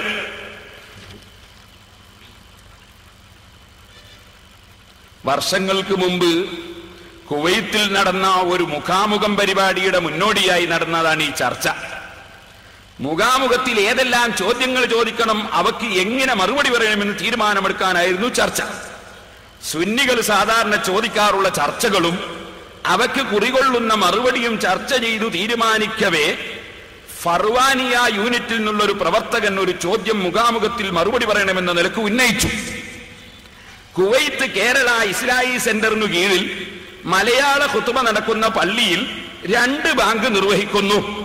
കേൾക്കണേ, മുജാഹിദിന്റെ ഇസ്ലാഹിന്റെ പകയിൽ നടക്കുന്ന പള്ളിയിൽ കുവൈത്തിൽ 2 ബാങ്ക് നിർവഹിക്കുന്നു. നമ്മുടെ ഷാർജ ഉസ്താദ് ഒരു മറുപടിക്ക് പോയതാ, എന്നിട്ട് അദ്ദേഹം പറഞ്ഞ മറുപടിയാ കേൾക്കേണ്ടത്. എന്നാൽ ഇത് നാട്ടിൽ മുജാഹിദുകൾ ബിദഅത്താണെന്ന് വാദിക്കുകയും ചെയ്യുന്നു. ഇത് നാട്ടിൽ മാത്രമാണോ ബിദഅത്ത്? ഇതാണ് ചോദ്യം. പക്ഷെ നമ്മളിവിടെ വന്ന ഷാർജ ഉസ്താദിനോടുള്ള ചോദ്യ, നാട്ടിൽ 2 ബാങ്ക് ബിദഅത്ത്, കുവൈത്തിൽ 2 ബാങ്ക് സുന്നത്ത്, നാട്ടിൽ മാത്രമാണോ ബിദഅത്ത്? ഇതാ ചോദ്യം. ചോദ്യം കേട്ട ഉടനെ യോഗം നിയന്ത്രിച്ചിരുന്ന പുളിക്കക്കാരൻ മദനി ആ ചോദ്യം മാറ്റിവെക്കാൻ ആവശ്യപ്പെട്ടു. ആ ചോദ്യം മാറ്റിവെക്കാൻ ആവശ്യപ്പെട്ടു. പക്ഷേ പ്രവർത്തകർ വിട്ടതുമില്ല. ഗത്യന്തരമില്ലാതെ അദ്ദേഹം ക്ഷോഭിച്ചുകൊണ്ട് നൽകിയ മറുപടി ഇങ്ങനെ: മറുപടി കിട്ടണം എന്ന് നിർബന്ധമാണെങ്കിൽ കേട്ടോ. ഈ ബാങ്ക് തുടങ്ങിയത് ഉസ്മാൻ റളിയല്ലാഹു അൻഹുവിന്റെ കാലത്താണ്. അന്ന് പള്ളി അങ്ങാടിയിൽ നിന്ന് വളരെ ദൂരെയായതിനാൽ അങ്ങാടിയിൽ പോയി ഒരു ബാങ്ക് കൊടുക്കും. ഇപ്പോൾ പള്ളി അങ്ങാടിയിൽ തന്നെയാണ്, അതിനാൽ 2 ബാങ്കും പള്ളിയിൽ നിന്ന് തന്നെ ആവാം. ഇങ്ങനെ അന്ന് പള്ളിന്നപ്പുറം പോയി ബാങ്ക് കൊടുക്കല, ഇപ്പൊ പള്ളിന്റെ അങ്ങാടിയിലായതുകൊണ്ട് പള്ളിയിൽ തന്നെ 2 കൊടുക്കൽ ആവാം. ഇതിനെ സംബന്ധിച്ച് മുജാഹിദീങ്ങൾ പറയാണ്, മൗലവിന്റെ മറുപടി എടുത്ത്, എന്തൊരു ചന്തമുള്ള മറുപടി, എന്തൊരു ചന്തമുള്ള മറുപടി. ഇനി ബാക്കി കൂടി കേട്ടോളി, എന്നെയും പറയുന്നുണ്ട് അതിലിടക്ക്. പേരോടിന്റെ ഉസ്താദാകാൻ ടിയാനല്ലാതെ മറ്റാർക്ക് കഴിയും? അപ്പൊ മൂപ്പര് എന്റെ ഉസ്താദാകാൻ കഴിയുമെന്നാണ് ആ മറുപടി കേട്ടിട്ട് മുജാഹിദീകൾ തീരുമാനിച്ചത് പോലും. ഏതായാലും തർക്കമില്ല, അവർക്ക് അങ്ങനെ പറയാൻ പറ്റുള്ളൂ. ഇദ്ദേഹമാണ് ഭിന്നിപ്പുകാരുടെ ബൗദ്ധികോപദേഷ്ടാവ്. ഷാർജ ഉസ്താദിന്റെ 2ാം ബാങ്ക് എന്നുള്ള ഹെഡിങ്ങിൽ മുജാഹിദീങ്ങൾ എന്നെ കൊടുത്താൻ. ഇനി വേറെ ഒന്ന് കേട്ടോളൂ. മുഖാമുഖത്തിലെ മോണോ ആക്ട്, ഇപ്പോഴും അലയടങ്ങിയിട്ടില്ലാത്ത ഷാർജ മുഖാമുഖം, ഷാർജ ഉസ്താദിന്റെ ഇഹലോക ജീവിതത്തിലെ ഏറ്റവും വലിയ സുവർണാധ്യായം. ഷാർജ ഉസ്താദ് എന്ന് ഇവിടെ വന്ന മൗലവിയ. മുഖാമുഖത്തിൽ വെച്ച് തന്നെ ഒരാൾ ഖുറാഫാത്ത് കൈവടിഞ്ഞ് മുജാഹിദായത്രേ. നല്ലൊരു പ്രചരണമാണല്ലോ. അതായത് മുഖാമുഖം കഴിഞ്ഞപ്പോൾ ഷാർജയെന്ന് ഒരാൾ എന്ത് ചെയ്തു, പെട്ടെന്ന് സുന്നി ഖുറാഫാത്ത് വിട്ട് മുജാഹിദായി ഒട്ടാകെ പ്രചരിപ്പിച്ചു. ഇന്നലെ എന്നോട് ആരോ പറഞ്ഞു, നാദാപുരത്ത് 50ഓളം ഏപ്പിക്കാരായ സുന്നികൾ മുജാഹിദായി എന്ന് കേൾക്കുന്നുണ്ടല്ലോ. എന്താ പ്രചരണത്തിന്റെ കോലം, കാത്തുകുത്തിരുന്നാ മതി. അപ്പോ പ്രചരണാണ്. അപ്പൊ പെട്ടെന്ന് ഒരാളെന്തായി, അങ്ങോട്ട് മുജാഹിദായി എന്നാ പറയുന്നു. കേസറ്റ് കണ്ടവർ അന്തം വിട്ടു. മുജാഹിദീങ്ങൾ തന്നെ എഴുതാണ്, കേസറ്റ് കണ്ടവർ അന്തം വിട്ടു. ഇനി എന്ത് വേണം ആഘോഷിക്കാൻ? പക്ഷേ അതൊരു മോണോ ആക്ട് ആയിരുന്നു എന്ന് അറിയുന്നവർ ചുരുക്കം. ഉസ്താദ് തന്നെ ചട്ടം കെട്ടിക്കൊണ്ടുവന്ന ഒരു കൺവെർട്ടഡ് മുജാഹിദ്, അദ്ദേഹം സുന്നിയായി അഭിനയിച്ചു. ഉസ്താദിനോട് ചോദ്യം ചോദിച്ചു, അവസാനം ഉത്തരം മുട്ടി ഷഹാദത്ത് ചൊല്ലി മുജാഹിദായി. ഉസ്താദ് തക്ബീർ മുഴക്കി, അദ്ദേഹത്തെ സ്വീകരിച്ചു. ഗംഭീരമായ തട്ടി. മുഖാമുഖത്തിന് ഉസിരു കൂട്ടാൻ ചെയ്ത പൊറാട്ട് നാടകം. ഇത് ഖുതുബക്കൊരു വിഷയമാക്കിയില്ല എന്ന് ശ്രോതാക്കളുടെ മഹാഭാഗ്യം. ഇത് മുജാഹിദ് വോയിസിലുള്ളതാ. നമ്മളെ ഷാർജ ഉസ്താദിന്റെ ചില പരിപാടികൾ. അതായത് മൂപ്പരെന്നെ ഒരാളെ കൊണ്ടുവരാ മുജാഹിദിനെ, എന്റെ ചോദ്യം ചോദിക്കുക, എന്റെ മറുപടിക്ക് മുജാഹിദ് മുട്ടുക, എന്നിട്ട് അയാൾ രാജിവെക്കുക, ഷഹാദത്തിൽ മേലില്ല മുജാഹിദാകുക. ഇതൊക്കെ ഷാർജയിൽ എടുക്കുന്ന ഓരോ ഏർപ്പാടുകളാണ്. അതുകൊണ്ടാണ് ഞാൻ പറഞ്ഞത് ഈ മൗലവിനെ തന്നെ കിട്ടണം, ആ മൗലവി തന്നെ വരണം. എന്നിട്ട് നമുക്ക് അത്തരം തട്ടിപ്പുകളൊന്നും നാദാപുരത്ത് നടക്കൂല. ഇൻഷാ അല്ലാഹ് ഞാനത് കാണിച്ചു തരാം. അതിന് മൗലവി ഒന്ന് വരണോ പറഞ്ഞുകൊണ്ടാണ്. ഇനി ഞാൻ നിങ്ങളോട് പറയട്ടെ സഹോദരന്മാരെ, ഇവിടെ ആദ്യം തന്നെ ഇയാള് പറയാൻ എന്താണ്, സഹാബത്തിനെ പിന്തുടരണം.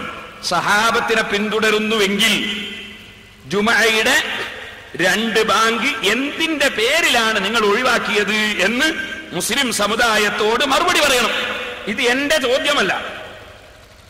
ഇത് കണ്ടോ, മുജാഹിദിന്റെ സുല്ലമി, MI മുഹമ്മദ് അലി സുല്ലമി, അദ്ദേഹത്തിന്റെ ഈ പുസ്തകത്തിൽ സച്ചരിതരായ പൂർവികരുടെ മാർഗവും അഭിനവ സലഫി മൻഹജും ഒരു വിശകലനം എന്ന പുസ്തകത്തിൽ മുജാഹിദായ സുല്ലമി തന്നെ സങ്കടത്തോടെ ചോദിക്കുകയാണ്. ഇതിന്റെ 10-11 പേജുകളിൽ അത് കാണാം. അദ്ദേഹത്തിന്റെ ചോദ്യം കേട്ടോളൂ, ഞാൻ വായിച്ചു കേൾപ്പിക്കാം. വെള്ളിയാഴ്ചയിലെ 2ാം ബാങ്ക്, വെള്ളിയാഴ്ച ജുമയോടനുബന്ധിച്ച് 2 ബാങ്ക് വിളിക്കുന്ന സമ്പ്രദായം കേരളത്തിലെ ഏതാണ്ട് എല്ലാ പള്ളികളിലും നിലനിന്നിരുന്നു. എന്നാൽ മുജാഹിദുകളുടെ പള്ളികൾ 2 ബാങ്ക് വിളിക്കുന്ന സമ്പ്രദായം നിലവിലില്ല. നാം അത് ഒരു ബിദ്അത്തും ശിക്ഷാർഹവുമായ കാര്യമായി കാണുന്നു. കാരണം എന്താണ്? നബിയുടെ കാലത്ത് അത്തരമൊരു ബാങ്ക് നിലനിന്നതിന് പ്രബലമായ തെളിവുകളൊന്നുമില്ല. ഉസ്മാൻ ഇബ്നു അഫ്ഫാൻ റളിയല്ലാഹു അൻഹുവിന്റെ കാലത്താണ് ഈ സമ്പ്രദായം ആരംഭിച്ചത്. നബിയുടെയും അബൂബക്കർ റളിയല്ലാഹുവിന്റെയും ഉമർ റളിയല്ലാഹുവിന്റെ കാലത്ത് ഇമാം മെമ്പറിൽ ഇരുന്ന ശേഷമാണ് ബാങ്ക് വിളിച്ചിരുന്നത്. എന്നാൽ മദീനയിലെ നിവാസികൾ വർദ്ധിച്ചപ്പോൾ ഉസ്മാൻ റളിയല്ലാഹു അൻഹു മറ്റൊരു ബാങ്ക് വർദ്ധിപ്പിച്ചു. അത് അങ്ങാടിക്ക് സമീപമുള്ള സൗറായി എന്നിടത്ത് വെച്ച് ആണ് വിളിച്ചിരുന്നത്. ബുഖാരിയിലുള്ള ഹദീസാണ്. എന്നിട്ട് അദ്ദേഹം പറയാൻ, വെള്ളിയാഴ്ച 2 ബാങ്ക് വിളിക്കുന്ന സെലഫികൾ ഉൾപ്പെടെയുള്ളവർ ഉസ്മാൻ ഇബ്നു അഫ്ഫാൻ റളിയല്ലാഹു അൻഹുവിന്റെ ധാരണയെ ആധാരമാക്കിയാണ് 2 ബാങ്ക് വിളിക്കുന്നത്. സഹാബികളുടെ ധാരണ പ്രമാണമാണെങ്കിൽ 2ാം ബാങ്ക് ബിദ്അത്തായി തീരുന്നത് എങ്ങനെ? ഇത് സുല്ലമിന്റെ ചോദ്യമാണ്. അതുകൊണ്ട് ഇനി എന്താ വേണ്ടെന്നറിയോ? മൗലവിമാര് സ്റ്റേജിൽ കയറിയാല് ഞങ്ങളെ മാല പരിശോധിക്കുന്നതിന് മുമ്പ് നിങ്ങളെ കൂട്ടത്തിലെ മുജാഹിദീങ്ങളെ ചോദ്യത്തിന് നിങ്ങൾ ആദ്യം മറുപടി പറയാ. മുജാഹിദിലെ ആളുകളെ ഉള്ളത് ഉറപ്പിച്ചു നിർത്താനുള്ള പണി ആദ്യം നടത്തുക. അത് ആദ്യം വേണ്ടത്. മുജാഹിദിലെ ആളുകളെ ഉറപ്പിച്ചു നിർത്താനുള്ള പണി ആദ്യം നടത്തുക. അങ്ങനല്ലേ? കപ്പലിലെ കള്ളനല്ലേ ആദ്യം പിടിക്കേണ്ടത്? ഉണ്ടല്ലേ പുറത്തുള്ളത് നോക്കേണ്ടത്? ആദ്യം നിങ്ങൾ ചെയ്യേണ്ടത് ഈ ചോദ്യം, നിങ്ങളെ സുല്ലമി ചോദിച്ച ചോദ്യമാണ്. സഹാബത്തിനെ പിന്തുടരണം എന്ന് ഇവിടെ വന്ന് സലഫി പ്രസംഗിച്ചു. നിങ്ങളെല്ലാ പുസ്തകത്തിലും ഇപ്പോഴങ്ങനെ പറഞ്ഞു സഹാബത്തിനെ പിന്തുടരണം. കാരണം സഹാബത്തിനെ തള്ളിയപ്പോ മുസ്ലിമീങ്ങളെ കിട്ടുന്നില്ല. അപ്പൊ സഹാബത്തിനെ പിന്തുടരണം നാവുകൊണ്ട് പറയാ, എന്റെ പച്ചക്കള്ളം പറയാ, എന്റെ സഹാബത്തിനെ തള്ളുക, അതേപോലെ ചെയ്യുന്നത്. അപ്പൊ അതുകൊണ്ട് ആ സുല്ലമി ചോദിക്കുന്നത്, ബുഖാരിയിൽ ഹദീസ് ഉണ്ടല്ലോ, സഹാബികൾ കൊടുത്തതല്ലേ? നമ്മളെ സലഫികളും മക്കയിലും മദീനയിലും ദുബായിലും അബുദാബിയിലും ഈ ഹുസൈൻ സലഫി അടക്കം ഷാർജയിലടക്കം 2 ബാങ്കുള്ള ജുമയിലല്ലേ പങ്കെടുക്കാറുള്ളത്? നാദാപുരത്തൊരു മൂലയിൽ ഒറ്റ ബാങ്കാക്കിയത് എന്തിന് എന്നാണ് നിങ്ങളെ സുല്ലമിമാരുടെ ചോദ്യം. ആ ചോദ്യത്തിന് മറുപടി പറയാൻ എന്ത് വേണം? നിങ്ങൾ പരിപാടി വെക്കണം. ചോദ്യം ഞങ്ങൾ ചോദിക്കേണ്ടയില്ല, നിങ്ങളെ കൂട്ടത്തിലുള്ളവർ ചോദിച്ച ചോദ്യമാണ്. നല്ല നല്ല കണ്ടീഷൻ ചോദ്യമാണ്. ആ ചോദ്യത്തിന്റെ മറുപടിയാണ് കിട്ടേണ്ടത്. നിങ്ങൾ എന്തിനീ മുസ്ലിമികളെ ഭിന്നിപ്പിക്കണം? എന്തിന് നിങ്ങൾ 2 ബാങ്കുകൾ ഒന്നാക്കണം? ഇവര് പറയുന്നു മൊഹീദ്ദീൻ മാലയിൽ അങ്ങനെ ഉണ്ട്, അതിന് ബാങ്കിനെ ഒന്നാക്കണോ? മൊഹീദ്ദീൻ മാലയിൽ ഇങ്ങനെ ഉള്ളത് കൊണ്ട് ബാങ്കിന്റെ എണ്ണ ചുരുക്കിയെന്ന എന്റെ ചോദ്യം. മങ്കൂസ് മൗലിദിൽ ഇങ്ങനെ ഉണ്ട്, ശരി, മങ്കൂസ് മൗലിദ് അങ്ങനെ ഉണ്ട്, അതിന് ബാങ്ക് എന്തിനാ ഒന്നാക്കിയത്? ബാങ്ക് ലോകമൊട്ടാകെയുള്ള 2 ബാങ്ക് നിങ്ങൾ എന്തിനൊന്നാക്കി? നിങ്ങൾ വിഷയം മാറ്റിയിട്ട് ജനങ്ങളെ മനസ്സിന്ന് വിഷയം മാറ്റിയിട്ട് മാല മൗലിദ് ഇതൊക്കെ പറഞ്ഞ് നിങ്ങൾക്ക് ഇഷ്ടം പോലെ എന്തൊക്കെയോ തിരിമറി നടത്തി, എന്നിട്ട് 2 CD കൊണ്ടുവന്നിട്ട് പ്രദർശിപ്പിച്ച് പരിപാടി ഒപ്പിച്ച് കളയാന്ന് മനസ്സിലാക്കിയോ? അങ്ങനെയൊന്നും വിടാൻ പോകുന്നില്ല. ഇൻഷാ അല്ലാഹ് നിങ്ങളെ കെട്ടിച്ചിട്ടല്ലാതെ മടങ്ങൂല. ബുദ്ധിയുള്ള ജനങ്ങളാണ് പ്രസംഗം കേൾക്കുന്നത്. എന്റെ ചോദ്യം, മുസ്ലിം സമുദായത്തെ ഭിന്നിപ്പിക്കാൻ വേണ്ടി എന്തിന് നിങ്ങൾ ജുമയുടെ ബാങ്ക് ഒന്നാക്കി? ലോകമൊട്ടാകെയുള്ള 2 ബാങ്ക് നിങ്ങൾ എന്തിനൊന്നാക്കി? സഹാബത്തിനെ പിന്തുടരണമെന്ന് നിങ്ങളെ മൗലവിയുടെ പ്രസംഗിച്ചതാ. സഹാബത്ത് 2 ബാങ്ക് കൊടുത്തു എന്ന് ബുഖാരിയിലെ 916 നമ്പർ ഹദീസാണ്. നിങ്ങൾ എന്തിന് ജുമയുടെ ബാങ്ക് ഒന്നാക്കി? ഇവിടെ നാദാപുരം വലിയ ജുമാഅത്ത് പള്ളി, ധാരാളം ഔലിയാക്കളും മഹാന്മാരും അതിന്റെ സമീപത്ത് കിടക്കുന്നുണ്ട്. ധാരാളം ഔലിയാക്കൾ നിസ്കരിച്ച ഒരു പള്ളിയാണത്. ആ പള്ളിയിൽ മുമ്പേ 2 ബാങ്കുണ്ട്. അതുപോലെ ലോകമെമ്പാടുമുണ്ട്. മക്കയിൽ കഅബയുടെ സമീപത്ത് 2 ബാങ്ക് ഇന്നുമുണ്ട്, മദീനയിലുണ്ട്, ലോകമൊട്ടാകെയുണ്ട്. നിങ്ങൾ എന്തിനൊന്നാക്കി? ഇതിന്റെ ചോദ്യത്തിന് ഞങ്ങൾക്ക് മറുപടി കിട്ടണം. മാലയും മൗലൂദൊക്കെ നമുക്ക് നോക്കാം. ഇൻഷാ അല്ലാഹ് മാല ചൊല്ലി നിങ്ങളെ മന്ത്രിച്ച് ശരിയാക്കി തരാം ഇൻഷാ അല്ലാഹ്. ഞാൻ പറഞ്ഞു വരുന്നത് സഹോദരന്മാർ മനസ്സിലാക്കണം. അപ്പൊ മുസ്ലിമീങ്ങളെ എന്തിനു ഭിന്നിപ്പിക്കണം? ഇനി മക്കയിലും മദീനയിലും നിങ്ങൾ റമളാനിൽ ചെന്ന് നോക്കൂ. റമളാനിൽ അവിടെ 20 റക്അത്ത് തറാവീഹ് നിസ്കരിക്കുന്നു. 4 മദ്ഹബും 20 റക്അത്ത് തറാവീഹ് പഠിപ്പിക്കുന്നു. നിങ്ങൾ ആ തറാവീഹിന്റെ എണ്ണം എന്തിനു ചുരുക്കി? നിങ്ങൾ പറയുന്നത് മാക്കാന യസീദു എന്ന ഹദീസ് ഉണ്ട്. ആ ഹദീസ് ബുഖാരിയിലല്ലേ ഉള്ളത്? ഇമാം ബുഖാരി തറാവീഹ് 8 നിസ്കരിച്ചാൽ നിങ്ങൾക്ക് തെളിയിക്കാൻ കഴിയോ? ആ ഇമാം ബുഖാരി ആ ഹദീസ് റിപ്പോർട്ട് ചെയ്തത് മാലിക് ഇമാം റളിയല്ലാഹു അൻഹുവിന്റെ ശിഷ്യനിൽ നിന്നല്ലേ? ആ ശിഷ്യൻ ആ ഹദീസ് പറഞ്ഞു കൊടുത്തത് ഇമാം മാലിക് റളിയല്ലാഹു അൻഹു അല്ലേ? ബുഖാരിയിൽ 3 സ്ഥലത്തും ഉസ്താദുമാരുടെ പരമ്പരയിൽ ഇമാം മാലിക് റളിയല്ലാഹു അൻഹു ഇല്ലേ? ആ മാലിക് ഇമാം റളിയല്ലാഹു അൻഹു മദീനയിലെ ഏറ്റവും വലിയ പണ്ഡിതനായിരുന്നില്ലേ? ഇമാം ഷാഫിയുടെ ഉസ്താദായിരുന്നില്ലേ? ആ മാലിക് ഇമാം റളിയല്ലാഹു അൻഹു 20-ൽ കുറഞ്ഞ തറാവീഹ് പഠിപ്പിച്ചിട്ടുണ്ടോ? മാലികി മദ്ഹബിന്റെ ഗ്രന്ഥങ്ങൾ എടുത്ത് പരിശോധിക്കൂ. ഇമാം ഷാഫി അവിടുത്തെ ശിഷ്യനായിരുന്നില്ലേ? ആ ഇമാം ഷാഫി 20-ൽ കുറഞ്ഞ തറാവീഹ് പഠിപ്പിച്ചിട്ടുണ്ടോ? ഇമാം അഹ്മദ് ഇബ്നു ഹംബൽ മാലിക് ഇമാമിന്റെ മുവത്ത ഷാഫി ഇമാമിൽ നിന്ന് ഓതി പഠിച്ചതല്ലേ? ഇമാം ഷാഫി റളിയല്ലാഹു അൻഹു ഇമാം മാലിക് റളിയല്ലാഹു അൻഹു മുവത്ത ഓതി പഠിച്ചതല്ലേ? അവരൊക്കെ ഈ ഹദീസ് കണ്ടതല്ലേ? അവർക്കൊക്കെ മനസ്സിലായി ഈ ഹദീസ് ഒരിക്കലും തറാവീഹിനെ കുറിച്ചല്ല, അത് വിത്റിനെ കുറിച്ചാണെന്ന്. കാരണം ആ ഹദീസ് പറഞ്ഞത് ഇമാം ബഹുമാനപ്പെട്ട ബീവി ആയിഷ ബീവിയാണ്. ആ ആയിഷ ബീവി റളിയല്ലാഹു അൻഹ മദീനത്തെ പള്ളിയുടെ തൊട്ടടുത്ത ചുമരിന്റെ അപ്പുറത്ത് റൂമിൽ വെച്ച് മഹദി അവിടുന്ന് റൂമിന്റെ ഉള്ളിൽ വെച്ച് തറാവീഹ് നിസ്കരിക്കുന്നുണ്ട്. ആ സമയത്ത് 36 കൊല്ലത്തോളം മദീനത്തെ പള്ളിയിൽ 20 റക്അത്ത് തറാവീഹ് നടക്കുകയാണ്. ആയിഷ ബീവി പറയുന്നില്ല അവിടുത്തെ നിസ്കാരത്തിന്റെ എണ്ണം കൂടിപ്പോയി എന്ന് പറയുന്നില്ല. കാരണം ആയിഷ ബീവിക്കറിയാം ഞാൻ പറഞ്ഞത് വിത്റിനെ കുറിച്ചാണ്.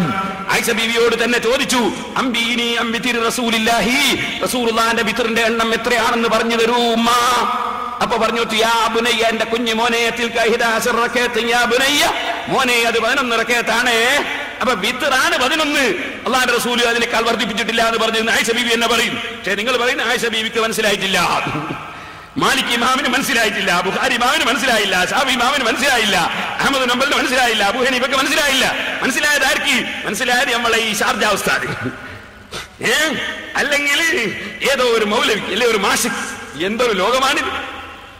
ഞാൻ ചോദിക്കട്ടെ, മക്കയിലും മദീനയിലും അള്ളാഹുവിന്റെ റസൂലിന്റെ കാലം മുതൽ ഇന്ന് വരെ നിസ്കരിച്ച ഒരൊറ്റ ഇമാമിനും തറാവീഹിന്റെ എണ്ണം മനസ്സിലായില്ല എന്ന് പറയണമെങ്കിൽ തലച്ചോറുണ്ടാകണം. 1400 കൊല്ലമായിട്ട് ഒരാൾക്കും തറാവീഹിന്റെ എണ്ണം മനസ്സിലായില്ല. നിങ്ങൾക്ക് രണ്ടാൾക്ക് മാത്രം മനസ്സിലായി എന്ന് വിശ്വസിക്കണമെങ്കിൽ ഞങ്ങൾ തലത്തോട് ഇവിടെ കൊണ്ടുപോയി വെക്കണം. ഞാൻ ചോദിക്കട്ടെ, മൂന്നാമത് ചോദിക്കട്ടെ, ലോകത്തുള്ള മുഴുവൻ ഭാഷക്കാരും മക്കയിലും മദീനയിലും വന്ന് ജുമാ നിസ്കരിക്കുന്നു. പല ഭാഷക്കാരും അവിടെ പങ്കെടുക്കുന്നു. എല്ലാവർക്കും ഒറ്റ ഭാഷയിലുള്ള ഖുത്ബ. അത് രാജ്യത്തിന്റെ ഭാഷയനുസരിച്ച് ഖുത്ബ മാറ്റണമെന്ന് ഏത് ഖുർആനിൽ പറഞ്ഞു? ഏത് ഹദീസിൽ പറഞ്ഞു?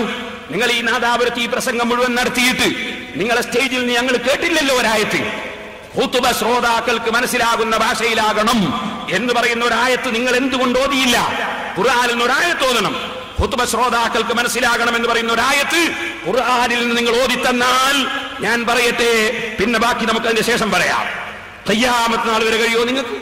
ഖുത്ബ ശ്രോതാക്കൾക്ക് മനസ്സിലാകുന്ന ഭാഷയിലായിരിക്കണം എന്ന് റസൂലുള്ളാഹിന്റെ ഹദീസിലുണ്ടോ? ആയത്തിലുണ്ടോ? നിങ്ങൾ സ്വന്തം മൗലവിമാര് പടച്ചുണ്ടാക്കിയ ഒരു വാദമല്ലേ അത്? നിങ്ങൾക്ക് മതം പറയാൻ എന്താണ് ഇവിടെ അധികാരം? മതം ഉണ്ടാക്കാൻ എന്താണ് അധികാരം? മൗലവിമാരെ അള്ളാഹു നിശ്ചയിച്ചിട്ടുണ്ടോ ഇവിടെ മതം ഉണ്ടാക്കാൻ? അള്ളാഹു പഠിപ്പിച്ച മതം മാറ്റിമറിക്കാൻ നിങ്ങൾക്ക് എന്താണ് അധികാരം? അള്ളാഹുവിന്റെ റസൂലിന്റെ സഹാബത്ത് ലോകമൊട്ടാകെ യാത്ര ചെയ്ത് അവർ ഇസ്ലാം മതം പ്രചരിപ്പിച്ചപ്പോൾ അവരിവിടെ ഉണ്ടാക്കിയ ഒരൊറ്റ പള്ളിയിലും അറബിയല്ലാത്ത ഭാഷയിൽ അവർ ഖുത്ബ നടപ്പാക്കിയില്ല. അവര് നിർമ്മിച്ച ഒരൊറ്റ പള്ളിയിലും അവർ പെണ്ണിനെ ക്ഷണിച്ചു കൊണ്ടുവന്നില്ല. അവരിവിടെ പഠിപ്പിച്ച ഒരൊറ്റ സ്ഥലത്തും അവർ 20-ൽ കുറഞ്ഞ തറാവീഹ് നടപ്പാക്കിയില്ല. നിങ്ങൾ മനസ്സിലാക്കണം, ഈ അറബിക്കടലിലെ തിരമാലകളെ ഭേദിച്ച് യാതൊരു ആധുനിക സജ്ജീകരണങ്ങളും സംവിധാനങ്ങളും ഇല്ലാത്ത കാലത്ത് വെറും അള്ളാഹുവിന്റെ പൊരുത്തം മാത്രം ലക്ഷ്യം വെച്ചുകൊണ്ട് ഒരൊറ്റ അനുയായികളും ഈ കേരളത്തിൽ ഇന്ത്യ രാജ്യത്തില്ലാത്ത സമയത്ത്, ഇവിടെ മുഴുവനും ഹിന്ദുക്കളും മറ്റ് മതക്കാരും മാത്രമുള്ള സമയത്ത് അള്ളാഹുവിന്റെ പൊരുത്തത്തിന് വേണ്ടി ജീവൻ പണയം വെച്ച് അള്ളാഹുവിന്റെ ദീൻ പ്രചരിപ്പിക്കാൻ ഇവിടെ വന്ന സഹാബത്ത്, ആ സഹാബത്ത് ഇവിടെ നിർമ്മിച്ച പള്ളി, ആ പള്ളി നിർമ്മിക്കാൻ ഇവിടുത്തെ ഹിന്ദുക്കളാണ് സ്ഥലം കൊടുത്തത്. അവരെ ബഹുമാനിച്ച ഇവിടുത്തെ ഹിന്ദുക്കളാണ് അവരോട് സഹകരിച്ചത്. അവരാദരിച്ചതും ആത്മീയ നേതാക്കളായി ബഹുമാനിച്ചതും ഈ രാജ്യത്തെ ഹിന്ദുക്കളാണ്. ഹിന്ദുക്കൾ മുസ്ലിങ്ങളുടെ വിരോധികളാണെന്ന് പറഞ്ഞ് ആരും ഇവിടെ ഭീകരത പ്രചരിപ്പിക്കേണ്ടതില്ല. ഞാൻ പറഞ്ഞു വരുന്നത്, ഇവിടെ വന്ന ആത്മീയ നേതാക്കളായ മഹാന്മാർ, നമുക്കറിയാം, ഈ നമ്മുടെ നാദാപുരത്ത് വഫാത്തായി പോയ നാദാപുരത്ത് ഒരുപാട് കാലം ദർസ് നടത്തിയ ബഹുമാനപ്പെടുത്തുകയാണ് ഉസ്താദ്. അല്ലാഹു അവിടുത്തെ ഖബറിനെ സന്തോഷത്തിലാക്കട്ടെ, ദർജ വർദ്ധിപ്പിച്ചു കൊടുക്കട്ടെ. ഏത് മുസ്ലിമും ഹിന്ദുവും ബഹുമാനപ്പെട്ടവരെ ബഹുമാനിക്കുമായിരുന്നു. അതുപോലെ ഖുതുബി തങ്ങളെ എല്ലാവരും ബഹുമാനിക്കുമായിരുന്നു. പാറക്കടവ് വലിയ ഖാദിയാർ വഫാത്തായി പോയി, കനാരൻ ഉസ്താദ് വഫാത്തായി പോയി. ഇങ്ങനത്തെ ആലിമീങ്ങളെ എല്ലാ മതക്കാരും ബഹുമാനിക്കുമായിരുന്നു. കാരണം അവർ ആത്മീയ നേതാക്കളാണ്. ആത്മീയ നേതാക്കളെ ബഹുമാനിക്കാത്തവരുണ്ടോ ഇവിടെ? അതേ സമയത്ത് ഞാൻ നിങ്ങൾ കണ്യത്ത് ഉസ്താദ് ഏത് മഹാന്മാരും ഏത് കക്ഷികളും ഏത് മതക്കാരും ബഹുമാനിക്കുമായിരുന്നു. അങ്ങനെയല്ലേ ആത്മീയ നേതാക്കൾ? ഈ ആത്മീയ നേതാക്കൾ ബഹുമാനപ്പെട്ട ഉള്ളാളം തങ്ങൾ കാര്യമായിട്ട് ഇവിടുന്ന് പറഞ്ഞ സംഗതിയ. പ്രധാനമന്ത്രി ഇന്ദിരാഗാന്ധി വന്നപ്പോ ഉള്ളാളം തങ്ങൾ മക്ബറയിലുള്ളപ്പോ പിന്നിൽ ഇന്ദിരാഗാന്ധി വന്ന് നിന്നുപോയി. ഉള്ളാളം തങ്ങൾ പിന്നിൽ ഇന്ദിരാഗാന്ധി വന്ന് നിന്നുപോയി. ഇന്ത്യയുടെ പ്രധാനമന്ത്രി ഉള്ളാളത്ത് സ്ഥാപനത്തിൽ വന്നാൽ പ്രധാനമന്ത്രിയോട് നിങ്ങൾ ഇങ്ങോട്ട് കയറണ്ടെന്ന് പറയാൻ ഞങ്ങൾ മുജാഹിദാണോ? നിങ്ങളെപ്പോലെ വിഡ്ഢികളാണോ നിങ്ങൾ? ഇന്ത്യയുടെ പ്രധാനമന്ത്രി ഒരു സ്ഥാപനത്തിൽ വരുമ്പോ നീ പെണ്ണായത് കൊണ്ട് കയറണ്ട എന്ന് പറയാൻ നിങ്ങളെപ്പോലത്തെ സാംസ്കാരിക ശൂന്യതയും ഞങ്ങൾക്കില്ല. ഇന്ദിരാഗാന്ധി ഞങ്ങൾക്കറിയാം, ഇന്ദിരാഗാന്ധി മുസ്ലിമല്ല. ഇന്ദിരാഗാന്ധി നമ്മുടെ മതത്തിന്റെ ആചാരം പാലിക്കില്ല. ഞങ്ങളെ ഈ പള്ളി നിർമ്മിക്കുന്ന മുജാഹിദുകൾ കണ്ടിരുന്നോ? എത്ര പെണ്ണുങ്ങൾ കൊട്ടയ സാധനം എടുത്തുകൊണ്ട് പോയിട്ടാണ് നിർമ്മിച്ചത്. പേരോട് മുസ്ലിം പെണ്ണുങ്ങളില്ല എവിടെയെന്ന് ചോദിച്ചാൽ ശരിയാവോ? ഞങ്ങളെ പള്ളി ഇവിടെ പണിയെടുക്കുമ്പോ എത്ര പെണ്ണുങ്ങൾ കൊട്ടയ സാധനം എടുത്തു പോകുന്നുണ്ട്. ഇതുപോലെ ഓരോ ദിവസവും നമ്മുടെ വീട്ടിൽ നിന്ന് ജോലി എടുക്കുമ്പോൾ എത്ര സ്ത്രീകൾ വരുന്നുണ്ട്. അവിടെ അമുസ്ലിം സ്ത്രീകൾ വരുമ്പോ നിങ്ങൾ വർദ്ധയിട്ട് വരണമെന്ന് പറയാനാ? അല്ലെങ്കിൽ പെണ്ണുങ്ങൾ ഇങ്ങോട്ട് കയറണ്ടാതെ നമുക്ക് വള്ളി ഉണ്ടാക്കാൻ കഴിയുമോ? ഇത്ര തലച്ചോറില്ലാതെയായി പോയല്ലോ ഈ മുജാഹിദ്. എനിക്ക് മനസ്സിലാകാത്തത് ഇന്ത്യ രാജ്യത്തിന്റെ പ്രധാനമന്ത്രി ഉള്ളാളത്ത് വന്നപ്പോ തങ്ങൾ അവിടുന്ന് പ്രാർത്ഥിക്കുമ്പോൾ പിന്നിൽ നിന്നത് വലിയൊരു വിഷയാക്കിയിട്ട് പറഞ്ഞിരിക്കുക. ഇതാ മുജാഹിദ് ഉണ്ടാക്കാൻ കാരണം. നിങ്ങൾ ജുമാന്റെ ബാങ്ക് ഒന്നാക്കാൻ കാരണം ഉള്ളാളത്ത് ഇന്ദിരാഗാന്ധി വന്നതുകൊണ്ടാ? നിങ്ങൾ ഈ സമുദായത്തോട് മറുപടി വരണം. നിങ്ങൾ ഞാൻ ഇഞ്ഞി പറഞ്ഞിട്ടൊന്നും വിടൂല. ഓരോന്നിനും കണക്ക് കഴിച്ചിട്ടല്ലാതെ വിടൂല. ഓരോന്നിനും മറുപടി വരണം. നിങ്ങൾ ജുമാന്റെ ബാങ്ക് രണ്ടുള്ളത് ഒന്നാക്കിയത് ഇന്ദിരാഗാന്ധി ഉള്ളാളത്ത് വന്നുകൊണ്ടാണ്. നിങ്ങൾ ബാങ്ക് രണ്ടുള്ള ഒന്നാക്കിയത്? മറുപടി പറയണം നിങ്ങൾ. സുബ്ഹാനല്ലാഹ്, ഇന്ത്യയിലെ പ്രധാനമന്ത്രിക്ക് എവിടെയാ പോയിക്കൂടാത്തത്? പിന്നെ നമ്മുടെ രാജ്യത്തിന് യാതൊരു വിലയില്ലേ? ഇന്ദിരാഗാന്ധി, ഞാൻ പറയട്ടെ, ഇന്ത്യയിലെ പ്രധാനമന്ത്രിയാണോ? ഇപ്പൊ ഇവിടുത്തെ കലക്ടർ, കോഴിക്കോട് കലക്ടർ ഒരു അമുസ്ലിം സഹോദരിയായിരിക്കും, അല്ലെ മുസ്ലിം സഹോദരിയായിരിക്കാം. അങ്ങനെ ഒരു സ്ത്രീ വന്ന് നമ്മളെ പള്ളി ഒന്ന് കാണണമെന്ന് കലക്ടർ പറഞ്ഞാല് കലക്ടർ ഒന്ന് ഇവിടെ കയറണ്ടെന്ന് പറയാനാ? ഇവിടെ കലക്ടർ വന്നാൽ കയറാൻ സമയം കൊടുക്കും. അതിന്റെ പേരിൽ പെണ്ണുങ്ങളെ കൊണ്ടുപോയിട്ട് ഓഫീസിലിരുത്താൻ നിങ്ങളെ മൗലവിമാരെ ഓഫീസിലിരുത്താൻ എന്താ വകുപ്പ്? നിങ്ങൾ അതിന്റെ പേരിലാണോ ഇതുണ്ടാക്കുന്നത്? നിങ്ങൾ നമ്മൾ തമ്മിലെ തർക്കം അവിടെയല്ല. നിങ്ങൾ തമ്മിലെ തർക്കം പ്രധാനമന്ത്രിക്ക് ഒരു സ്ഥാപനത്തിൽ വന്നൂടെ എന്നുള്ളതല്ല. മുജാഹിദും സുന്നിയും തമ്മിലുള്ള തർക്കം. മുജാഹിദും സുന്നിയും തമ്മിൽ ആ വിഷയത്തിലുള്ള തർക്കം എന്താ? നിങ്ങൾ പറയുന്നത് പെണ്ണുങ്ങളെ പള്ളി കൊണ്ടുവരണം. അതെന്തിനാ? ജുമാ ജമാഅത്ത് പങ്കെടുക്കാൻ വേണ്ടി കൊണ്ടുവരണം. ഞങ്ങൾ പറയുന്നു അങ്ങനെ കൊണ്ടുവരണ്ട. അതെന്താ കാരണം? ഞങ്ങൾ പറയുന്നത് എന്താണ്? അഷ്റഫുൽ ഖൽഖ് സല്ലല്ലാഹു അലൈഹി വസല്ലം തങ്ങളാണ് ഞങ്ങൾക്ക് നേതാവ്. നിങ്ങൾ നേതാവാരാണ് ഞങ്ങൾക്കറിയില്ല. ഞങ്ങളുടെ നേതാവ് മുഹമ്മദ് നബി സല്ലല്ലാഹു അലൈഹി വസല്ലം തങ്ങൾ ഞങ്ങളെ പഠിപ്പിക്കുന്നു, വബുയൂത്തുഹുന്ന ഖൈറുൽ ലഹുന്ന, സ്ത്രീകൾക്ക് നിസ്കരിക്കാൻ അവരുടെ വീടാണ് ഖൈറ്. വീടാണ് ഖൈറ് എന്ന് റസൂലുള്ളാഹി പറയുമ്പോ അത് സഹിയാണെന്ന് ഇമാമിങ്ങളൊക്കെ പറഞ്ഞതിന്റെ പുറമെ നിങ്ങളെ ഏറ്റവും വലിയ നേതാക്കളായി നിങ്ങൾ പറയുന്ന അൽബാനി പറയുന്നു ആ ഹദീസ് സഹിയാണ്, ഇബ്നു ബാസ് പറയുന്നു ആ ഹദീസ് സഹിയാണ്, വിദേശത്തുള്ള എല്ലാ സലഫി പണ്ഡിതരും പറയുന്ന ഹദീസ് സഹിയാണ്. തർക്കമില്ല. നിങ്ങളുടെ ഇബ്നു തൈമിയ, അയാളെ കാണും ഹദീസ് അറിയുന്ന ഒറ്റ ആളുമില്ല ഞങ്ങളുടെ പുസ്തകത്തിലുള്ളത്. ആ ഇബ്നു തൈമിയ ഇവിടെ മുത്തഫഖുൻ അലൈഹി തർക്കമില്ലാത്ത ഹദീസാണ്. അപ്പൊ തർക്കമില്ലാത്ത ഹദീസാണെന്ന് നിങ്ങളെ പണ്ഡിതന്മാര് സമ്മതിച്ച ഹദീസിൽ വ്യക്തമായി പറയുന്നു, വബുയൂത്തുഹുന്ന ഖൈറുൽ ലഹുന്ന, സ്ത്രീകൾക്ക് നിസ്കരിക്കാൻ അവരുടെ വീടാണ് ഖൈറ്. ഈ ഖൈറ് എന്തിന് നിങ്ങൾ നിഷേധിക്കണം? ഈ ഖൈറും വിട്ട് നിങ്ങൾ സ്ത്രീകളെ എന്തിനു പള്ളിയെ കൊണ്ടുവരണം എന്നാണ് ഞങ്ങളുടെ ചോദ്യം. ആ ചോദ്യത്തിന് മറുപടി അറിയാൻ കഴിയാതിരിക്കുമ്പോ ഇന്ത്യയുടെ പ്രധാനമന്ത്രി ഉള്ളാളത്ത് വന്നിരിക്കുന്നു എന്ന് അതിന്റെ മറുപടി നല്ല ജോറ മറുപടിയായി. അതാണോ അതിന്റെ മറുപടി? ഞാൻ പറയട്ടെ, ഇവിടുന്ന് പ്രസംഗത്തിൽ പറയാ, 50 കൊല്ലത്തിലിടക്കാണ് ഈ പെണ്ണുങ്ങൾ വള്ളിയിൽ പോകണമെന്നുള്ള വാദം വന്നത്. ഇത് ശാന്തപുരം പറഞ്ഞു എന്റെ സ്ക്രീനിൽ കാണിക്കാൻ. എന്ത് സ്ക്രീൻ നിങ്ങൾ എന്താ കാണിച്ചത്? നിങ്ങൾ സ്ക്രീന് കാണുമ്പോഴേക്ക് സുന്നികൾ മേടിച്ചു പോന്നാ? ഞങ്ങൾ ഇങ്ങനത്തെ സ്ക്രീന് മാത്രമല്ല അപ്പുറവും കണ്ടവരാ ഞങ്ങൾ. നിങ്ങളൊരു കാര്യം മനസ്സിലാക്കണം. ഇത് അങ്ങനെ വെയിലത്ത് മുളച്ച സാധനം, ഈ തീയിൽ മുളച്ച സാധനം വെയിലത്ത് വാളൂല എന്ന് പറഞ്ഞില്ലേ? ഞങ്ങൾ ഇവിടെ നിങ്ങളെ പോലത്തെ ഓരോരുത്തരെയും ഇരുത്തന്റെ അടുത്ത് ഇരുത്തിയിട്ട് തന്നെ ഈ പരിപാടിക്ക് നടക്കുന്നത്. ഈ കാര്യം നിങ്ങൾ ഓർമ്മിച്ചോളൂ. നിങ്ങളറിയോ, ഇത് നാദാപുരം, ഇത് നല്ല മഹാന്മാര് ജീവിച്ചു വന്ന സുന്നത്ത് ജമാഅത്തിന്റെ കേന്ദ്രമാണ്. സുന്നത്ത് ജമാഅത്തിന്റെ ഈറ്റിലവും പോറ്റിലവുമാണ് നാദാപുരം. അതേ സമയത്ത് നിങ്ങൾ 50 കൊല്ലം കിടത്തി ചികിത്സിച്ച സ്ഥലമല്ലേ കുറ്റ്യാടി? ആ കുറ്റ്യാടിയിൽ വന്ന് 40 ദിവസം വയല് പറഞ്ഞിട്ട് നിങ്ങളെ മുഴുവൻ മൗലവിമാരെയും ഞാൻ വിളിച്ചിട്ട് ഒരൊറ്റ മൗലവി ഞാനുമായി നേരിടാൻ ഇന്നുവരെ വന്നോ? നിങ്ങൾ ഇവിടെ വന്നിട്ട് ഈ ഹൂക്കളകാൻ നിങ്ങളുടെ ആ ഈറ്റില്ലവും പോറ്റില്ലവും തകരുമ്പോ അവിടെ വന്ന് പറഞ്ഞുകൂടായിരുന്നോ ഈ വിഷയം? ഞാൻ ആ ഭാഗത്തേക്ക് കടക്കുന്നില്ല. നിങ്ങൾക്കൊരു കാര്യം പറയട്ടെ. ഇതാരാ? കേരളത്തിൽ ആദ്യമായി പള്ളി പോയ പെണ്ണാണ്. ഫോട്ടോ ഇത് മുജാഹിദിന്റെ പുടവ വനിതാ മാസിക. ഇതില് ആരാണത്? ഈ പാദധന്യം കേട്ടോളെ, വെള്ളാറമ്പാറ ഖദീജക്കുട്ടി കേരളത്തിൽ ആദ്യമായി അള്ളാഹുവിന്റെ പള്ളിയിൽ പോയി ആരാധന കർമ്മങ്ങൾ പങ്കെടുത്ത 2 മുസ്ലിം വനിതകളെ ഇവിടെ പരിചയപ്പെടുക. ഒന്ന് ഖദീജക്കുട്ടി, പിന്നെ ഒന്ന് PK ആമിന. 2 ആളാ ആദ്യമായിട്ട് സഹാബത്തിന്റെ കാലത്ത് ഇസ്ലാം മതം വന്ന ഇവിടെ ആദ്യമായിട്ട് പള്ളിയിൽ പോയ 2 പെണ്ണുങ്ങൾ. ഒന്ന് ഖദീജക്കുട്ടി, ഒന്ന് ആമിന. എന്നാ ഖദീജക്കുട്ടി എന്താ പോവാൻ കാരണം ഇതിൽ പറയുന്നുണ്ട് കേട്ടോളെ. ഇസ്ലാഹി തറവാട്ടിലെ പ്രമുഖ പണ്ഡിതന്മാർ ഇടയ്ക്കിടെ ഖദീജക്കുട്ടിയെ സന്ദർശിക്കാറുണ്ട്. എങ്ങനെ? ഖദീജക്കുട്ടി പള്ളിയിലെത്തി എങ്ങനെയാന്നാ പറയുന്നത്? ഖദീജക്കുട്ടി വീട്ടിലിരിക്കുന്ന ഖദീജക്കുട്ടി എങ്ങനെയാ പള്ളിയിലെത്തിയത് എന്നുള്ളത് നിങ്ങളെ പുടവേല് നിങ്ങൾ എഴുതിയതാ, ഞങ്ങളറിയതല്ല. എങ്ങനെയാ എത്തിയത് കേട്ടോളി. ഇസ്ലാഹി തറവാട്ടിലെ പ്രമുഖ പണ്ഡിതന്മാർ ഇടയ്ക്കിടെ ഖദീജക്കുട്ടിയെ സന്ദർശിക്കാറുണ്ട്. ഇക്കൂട്ടത്തിൽ KNM സംസ്ഥാന സെക്രട്ടറി AP അബ്ദുൽ ഖാദർ മൗലവിയെ അവർ പ്രത്യേകം പേരെടുത്തു പറഞ്ഞു. നമ്മളെ മുജാഹിദ് ബോയ്സ് പറഞ്ഞല്ലോ, കച്ചം പഠിക്കലിന്റെ ഉപജ്ഞാതാവ് എന്ന് പറഞ്ഞില്ലേ, അയാൾ ഇടക്കിടക്ക് വരുമ്പോഴും ആരടുത്ത്? ഖദീജക്കുട്ടിന്റെ അടുത്ത്. എന്നിട്ടോ പേരെടുത്ത് പറഞ്ഞു. ഈ അടുത്ത് ഏതാനും മാസങ്ങൾക്ക് മുമ്പ് അദ്ദേഹം വന്ന് കുശലാന്വേഷണം നടത്തിയിരുന്നു. ഖദീജക്കുട്ടിയോട് കുശലാന്വേഷണം. ആര്? AP അബ്ദുൽ ഖാദർ മൗലവിയെ ഇങ്ങനെ കുശലാന്വേഷണം നടത്തിയിട്ട് ഖദീജക്കുട്ടി പറയാ, ഖദീജക്കുട്ടിയോടൊപ്പം ആദ്യഘട്ടത്തിൽ പള്ളിയിൽ പോയിരുന്നവരിൽ ജീവിച്ചിരിക്കുന്ന ഏക സ്ത്രീ ഒതായിലെ PK ആമിനയാണ്. അവർ പല സ്ത്രീകളെയും ഇക്കാര്യത്തിൽ ബോധവൽക്കരണ ദത്തശ്രദ്ധരായിരുന്നു. ഇങ്ങനെ എന്ത് ചെയ്തു? ഈ പള്ളിയിൽ പോക്ക് ആദ്യമായിട്ട് തുടങ്ങിയത് ഈ ആമിനയും ഖദീജക്കുട്ടിയാണെന്ന് കാന്തപുരം പറഞ്ഞതല്ല. നിങ്ങളെ പത്രമാ കൊണ്ടുവന്നിട്ട് ഈ സ്ക്രീനിൽ കാണിക്കേണ്ടത്. ആരാദ്യം നിങ്ങൾ എഴുതി വെച്ചിട്ടുണ്ട്, അതാ കാണിക്കേണ്ടത്. കാന്തപുരം പറഞ്ഞു. കാന്തപുരം പറഞ്ഞത് വിഷയം ശരിയല്ലേ?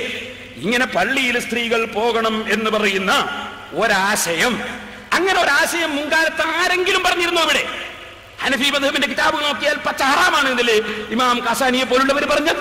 കറാഹത്ത് എന്ന് പറഞ്ഞാലും ഹറാമാണെന്ന് പറഞ്ഞാലും എന്ത് പറഞ്ഞാലും പോകണ്ട എന്നതിനുണ്ടോ തർക്കം? പോകണ്ട എന്നതിൽ ആർക്കാണ് തർക്കം? എന്നിട്ട് സുബ്ഹാനല്ലാഹ്, എന്തിന് പെണ്ണുങ്ങൾ പള്ളിയിൽ പോകണം എന്നൊരു നിയമം കൊണ്ടുവന്നിട്ട് അതിന് തെളിവ് ഉള്ളാളത്തെ മഖ്ബറയുടെ സമീപത്ത് ഇന്ദിരാഗാന്ധി വന്നിരിക്കുന്നു. ഇതാണോ ഖുർആൻ? ഇതാണോ ഹദീസ്? മുസ്ലിം ലോകത്ത് നിങ്ങൾ എന്തിന് ഭിന്നിപ്പിക്കുന്നു? ഇതാണ് ഞങ്ങൾക്ക് അറിയേണ്ടത്. ഇൻഷാ അല്ലാഹ് ഞാൻ പറയാം. പെണ്ണുങ്ങള് പള്ളിയിൽ പോകുന്നതിനെ സംബന്ധിച്ച്, ജമാഅത്തിന് പോകുന്നതിനെ സംബന്ധിച്ച് ഞങ്ങൾ പറയേണ്ട യാതൊരു ആവശ്യമില്ല. നിങ്ങളുടെ സെലഫികളായ നേതാക്കൾ, ഉദാഹരണത്തിന് നോക്കൂ, Ibn Baz, Abdul Aziz Ibn Baz, മൗലിദ് വയ്ക്കാൻ പാടില്ല ഫത്വ കൊടുത്ത ആളല്ലേ അദ്ദേഹം? സൗദി അറേബ്യയിലെ ഗ്രാൻഡ് മുഫ്തി അല്ലേ അദ്ദേഹം? സലഫി പണ്ഡിതനല്ലേ അദ്ദേഹം? അദ്ദേഹം അൽ മുസ്ലിമൂൻ 1997 ജനുവരി 24 അതിൽ അയാൾ എഴുതുന്നു. നോക്കൂ, സലാത്തുൽ മർഅതി ഫീ ബൈതിഹാ ഖൈറുൽ ലഹാ വ അഫ്ളൽ. സ്ത്രീകൾക്ക് അവരുടെ വീട്ടിൽ വെച്ച് നിസ്കരിക്കലാണ് ഖൈറും ശ്രേഷ്ഠതയും. നിങ്ങൾ ആലോചിച്ച് നോക്കൂ. പക്ഷേ നിങ്ങൾക്കിവിടെ യുക്തിവാദികളെയും നിരീശ്വരവാദികളെയും തൃപ്തിപ്പെടുത്താൻ വേണ്ടി നിങ്ങൾക്ക് പള്ളിയിൽ സ്ത്രീകളെ കൊണ്ടുവരണം, എന്നിട്ട് മുസ്ലിമുകളെ ഭിന്നിപ്പിക്കണം. എന്തിനീ ഭിന്നിപ്പ് നടത്തണം? സഹോദരന്മാരെ, ഞാൻ ചുരുക്കി പറയട്ടെ. പള്ളി, അല്ലാഹുവിന്റെ പള്ളിയിൽ ആരെ ആരാധിക്കണം, എങ്ങനെ ആരാധിക്കണം, ആ കാര്യങ്ങളൊക്കെ ഞാൻ മുമ്പ് പല ആളുകളിലും പറഞ്ഞിട്ടുണ്ട്. അതുകൊണ്ട് ഇപ്പോൾ വിശദീകരിക്കുന്നില്ല, പറഞ്ഞ വിഷയത്തിലേക്ക് തന്നെ പോകുന്നു. നിങ്ങൾക്ക് കേൾക്കണോ? ഒതായി പള്ളിയിലാണ് ആദ്യമായി സ്ത്രീകൾ പള്ളിയിൽ പോയ സ്ഥലം ഒതായി. എന്നാ ഒന്നുകൂടി ഞാൻ പറയാം. ഈ ഒതായിലാണ് ആദ്യമായി പള്ളിയിൽ വെച്ച് ബലാത്സംഗം നടന്നത്. ആദ്യമായി ആമിനക്കുട്ടിയും ഫാത്തിമക്കുട്ടിയല്ലേ പോയത്? അപ്പള്ളിയിലാണ് ആദ്യമായി പള്ളിയിൽ ബലാത്സംഗം നടന്നത്. നിങ്ങൾക്ക് സംശയമുണ്ടോ? മൗലവി പറയുന്ന പേരോട് അബ്ദുറഹ്മാൻ സഖാഫി വന്നാല് ഫോട്ടോ കോപ്പി വിതരണം ചെയ്യും, എന്നിട്ട് പൈസ ഉണ്ടാക്കുന്നു. മൂപ്പര് ഷാർജയിൽ പോയത് എന്തിനാണെന്നറിയോ? കഅബ ഉള്ളതുകൊണ്ടാടാ. മൂപ്പര് നാട് വിട്ട് ഷാർജയിൽ പോയത്. നിങ്ങൾ എന്തിനാ മൗലവി ഷാർജയിൽ പോയത്? എന്തിനാ ഷാർജയിൽ കഅബ ഉണ്ടാവും? എന്തിനാ പോയത് ഷാർജയിൽ? പണം ഉണ്ടാക്കാനല്ലേ? പണം ഉണ്ടാക്കാൻ വേണ്ടി നാടും വിട്ടുപോയ മൗലവി പറയാ പേരോട് നാട്ടിൽ നിന്നിട്ട് ഫോട്ടോ കോപ്പി എടുത്ത് പണം ഉണ്ടാക്കും. ഞാൻ പണം ഉണ്ടാക്കുന്നത് കാണാനുണ്ട് ഇവിടെ ഒക്കെ കേട്ടോ. അതിവിടെ കാണാനുണ്ട്. നിങ്ങളെ പോലെ ബാറ്റിൽ ആക്കിയിട്ട് പിന്നെ അവസാനം ടാങ്കിക്ക് വകുപ്പുണ്ടാക്കലല്ല. അതുകൊണ്ട് വേണ്ടാത്തതൊന്നും പറയണ്ട, ആവശ്യമുള്ളത് പറഞ്ഞാൽ മതി. ഞാനതൊക്കെ വിട്ടതായിരുന്നു. രണ്ടാമത് എന്നെ കൂടെ ഒന്നും തുടങ്ങിക്കണ്ട. ഞാൻ പറഞ്ഞു വന്നത് നിങ്ങൾ ആലോചിക്കണം. ഈ മൗലവി പറയും ഫോട്ടോ കോപ്പി കൊടുക്കും. നിങ്ങൾക്ക് എന്താ ഇത്ര ഒരു ബേജാറ് ഞാൻ ഫോട്ടോ കോപ്പി കൊടുക്കുമ്പോ? അതുപോലെ പേരോട് ഒരു പച്ചക്കള്ളമാണ് എന്ന് പറയും. നിങ്ങൾ ഇതിനാ ബേജാറാന്ന്? പച്ചക്കള്ളല്ലേ സത്യം നിങ്ങൾ തെളിച്ചാ പോരെ? ഞാൻ നിങ്ങളെ വിളിക്കുന്നില്ലേ? പച്ചക്കള്ളമാണെന്ന് പേരോട് പറയും. നിങ്ങൾ ബേജാറാന്ന്? പച്ചക്കള്ളമാണെന്ന് പേരോട് പറയും. ഞാൻ പച്ചക്കള്ളമാണെന്ന് നിങ്ങൾ പറയുന്നത് അവര് വരെ പച്ചക്കള്ളമാണ്. യാതൊരു തർക്കമില്ല. ഇനി നിങ്ങൾക്ക് അതല്ലാതെ തെളിയിക്കാനുണ്ടോ? വരൂ, നമുക്ക് നേരെ നന്നായിട്ട് സംസാരിക്കാമല്ലോ. പരസ്യമായിട്ടായിരിക്കണം. പിന്നെ എല്ലാവരും കേൾക്കണം. പിന്നെ അവിടെ മൂടി വെക്കാനൊന്നും പാടില്ല. പരസ്യമായിട്ട് എല്ലാവരും കേൾക്കുന്ന രൂപത്തിലായിരിക്കും ഞാൻ വിളിക്കുന്നു. ഞാൻ നിങ്ങളോട് പറയട്ടെ, ഞാനിപ്പോ ഒരു ഫോട്ടോ കോപ്പി തന്നിട്ട് ആരും പൈസ കൊടുത്ത് വെറുതെ വാങ്ങണ്ട. വേണമെങ്കിൽ വാങ്ങിയാൽ മതി. ഈ ഫോട്ടോ കോപ്പി എല്ലാവർക്കും ഒന്നും തരാനില്ല, കുറച്ചേ ഉള്ളൂ. എന്തിനാണെന്ന് ചോദിച്ചാൽ ഇത് അത്യാവശ്യം മുജാഹിദുകൾ അവിടെയും ഇവിടെയും ഇരുന്നിട്ട് എന്താ കള മാല, എന്താ കള വലുത് നീക്കുന്ന മൗലവിമാരുണ്ടാവും. ആ മൗലവിമാരെ ചെറിയ ഇതിന് ഒരു മണപ്പിച്ചു കൊടുക്കാൻ നിങ്ങളെ കയ്യിലുണ്ടാകാ. ഇതിലെന്താ ഉള്ളത്? ഒന്ന് ഉമർ മൗലവിയുടെ മാല. മുഹീദ്ദീൻ മാല ചെല്ലിയ കാഫിറാവും. ഉമർ മാല ചെല്ലിയാലോ സ്വർഗത്ത് കിടക്കും. ഉമർ മൗലവിന്റെ മാല. ഈ ഉമർ മൗലവിന്റെ മാല എങ്ങനെ? ഞാൻ ഒന്ന് കേൾപ്പിക്കാം. അയാളെ ഫോട്ടോ വെച്ചിട്ട് ആ മാല അങ്ങനെയല്ലേ നമ്മൾ ഈ അയ്യപ്പ ഭക്തന്മാരൊക്കെ ഫോട്ടോ വെച്ചുകൊണ്ട്, അത് അവരെ മതത്തിന്റെ ആചാരാണ്. ഇവര് ഈ ഫോട്ടോ വെച്ചിട്ട് ആ മാല. നമ്മളെ മുഹീദ്ദീൻ മാലൊന്നും ഫോട്ടോ ഒന്നുമില്ല. എന്റെ മാല മർഹൂം കെ ഉമർ മൗലവി. അവിടെ തന്നെ എനിക്ക് സംശയമുണ്ട്. മർഹൂം റസൂലുള്ള എങ്ങനെ ആളുകളെ പേരോരോ മർഹൂം എന്നറിയാറുണ്ടോ? മൗലവി ആലമുസ്സലാത്ത് റസൂലുള്ള ചൊല്ലിയിട്ടുണ്ടോ? ഞാൻ ചോദിക്കുന്നത് മർഹൂം എന്ന് റസൂലുള്ള മരണപ്പെട്ടവരുടെ പേര് പറയുമ്പോൾ മർഹൂം എന്ന് പറയാറുണ്ടോ മൗലവി? ഉണ്ടെങ്കിൽ കൊണ്ടുവാ, കാണിക്കാ ഹദീസ്. മർഹൂം എന്ന് റസൂലുള്ള പറയാറുണ്ടായിരുന്നു, ഹദീസ് കൊണ്ടുവാ. നിങ്ങൾക്ക് എന്തും പറയാൻ, ഞങ്ങൾക്കൊന്നും പറഞ്ഞൂടല്ലേ? അത് നോക്കാൻ മതി. മർഹൂം കെ ഉമർ മൗലവി. കേട്ടോളൂ, മാല കേട്ടോളൂ. സ്വർഗത്തിലേക്കു കൂതിച്ച് ഹോ ചേതന വേദന ശാന്തിതൻ സായുജ്യമാകുവാൻ സ്വാർത്ഥമാം ജീവിതം നൽകി ദരിദ്രർക്കു സമ്മാനമായി സൽചരിത്രമായി. ഇത് ഉമർ മൗലവിന്റെ മാലയാ. ഈ മാലന്റെ തുടക്കം തന്നെ സ്വർഗത്തിലേക്കു കൂതിച്ച് ഹോ ചേതന. ഉമർ മൗലവി സ്വർഗത്തിലേക്ക് ഒരൊറ്റ കുതിക്കല. അപ്പൊ ഫോട്ടോ എടുക്കാനുണ്ടായി നമ്മളാരി ഹുസൈൻ സെൽഫി. എന്തിന്? ഉമർ മൗലവി സ്വർഗത്തിലേക്ക് കുതിക്കുമ്പോ ക്യാമറയും കൊണ്ട് ഇങ്ങനെ, അത് CD എന്തേ കാണിക്കാൻ ഞാൻ ഒന്ന് കണ്ടുകൂടായിനോ? ഉമർ മൗലവി സ്വർഗത്തിലേക്ക് കുതിക്കുന്ന സുന്നികളെ കാണിച്ചു കൊടുത്താല് നാദാവർ മുഴുവൻ മുജാഹിദാവൂലായിരുന്നോ? ഓ മൗലവിമാരെ, ഞാൻ നിങ്ങളോട് ചോദിക്കുന്നു, ഉളുപ്പുണ്ടോ നിങ്ങൾക്ക്? ഈ സ്വർഗത്തിലേക്കു കൂതിച്ച് ഹോ ചേതന, നിങ്ങളെ അൽ-ഇസ്ലാഹി മാസിക 2000 ഏപ്രിൽ ഇത് പ്രസിദ്ധീകരിച്ചിട്ട് ഞാൻ അതിനെതിരെ സംസാരിക്കുന്നത് വരെ നിങ്ങളെ കൊടുക്കാൻ ഞാൻ അതിനെതിരെ സംസാരിക്കുന്നത് വരെ നിങ്ങൾ അതിനനുസരിച്ച് മിണ്ടിയോ? ഞാൻ പറയട്ടെ. അപ്പൊ സ്വർഗത്തിലേക്ക് ഒരൊറ്റ കുതിക്കല. എന്നാ മുജാഹിദിന്റെ വിചിന്തനം ജനുവരി 2002 അതിന്റെ കോപ്പി എന്റെ സൈഡിൽ തന്നെ കൊടുക്കുന്നുണ്ട്. അതിൽ പറയുന്നേ സ്വർഗത്തിലേക്ക് പോയി ഒരാളെ പറ്റിയും പറയാൻ പാടില്ല എന്നാ. കേട്ടോളെ, മുസ്ലിങ്ങളെ സംബന്ധിച്ചിടത്തോളം ബാഹ്യമായ കാഴ്ചയിൽ എത്ര നല്ലവനായി മരിച്ചാലും അവന്റെ അന്ത്യാവസ്ഥ എങ്ങനെയായിരിക്കുമെന്ന് നിർണയിക്കുവാൻ സാധ്യമല്ല. അള്ളാഹു അവന്റെ റസൂലോ സാക്ഷ്യം വഹിക്കാത്ത ഏതെങ്കിലും വ്യക്തിയെ പറ്റി അവൻ സ്വർഗാവകാശി എന്ന് പറയാനും വിശ്വസിക്കുവാനും പ്രചരിപ്പിക്കുവാനും പാടില്ല. അപ്പൊ വിചിന്തനം തന്നെ മാസികയിൽ മുജാഹിദ് പറയുന്നത് ഒരാളെ പറ്റിയും സ്വർഗത്തിലാന്ന് പറയാൻ പാടില്ല. എന്നാ ഉമർ മൗലവിന്റെ മാലന്റെ തുടക്കം തന്നെ സ്വർഗത്തിലേക്കു കൂതിച്ച് ഓ ചേതന വേദന ശാന്തിതൻ സായുജ്യമാകുവാൻ. നിങ്ങളിങ്ങനെ ആയിപ്പോയില്ല നമ്മളെ വേദന, കേട്ടോ. നിങ്ങളിങ്ങനെ ആയിപ്പോയല്ലോ എന്നുള്ള വേദന നമുക്കിതാ. മാല ഒന്ന് കിടന്നോട്ടെ നമ്മളെ CD-യിൽ. മാല, ഉമർ മൗലവിന്റെ മാല. ഇനി നിങ്ങൾക്കൊന്ന് വെക്കണം. ഇതിൽ വിതരണം ചെയ്യുന്ന സംഗതികളെ ഞാൻ വായിക്കുന്നത്. പിന്നെ ഒന്ന് വിതരണം ചെയ്യുന്ന അറിയോ? ഇതിൽ വേറെയും പലതുണ്ട് മാലയിൽ.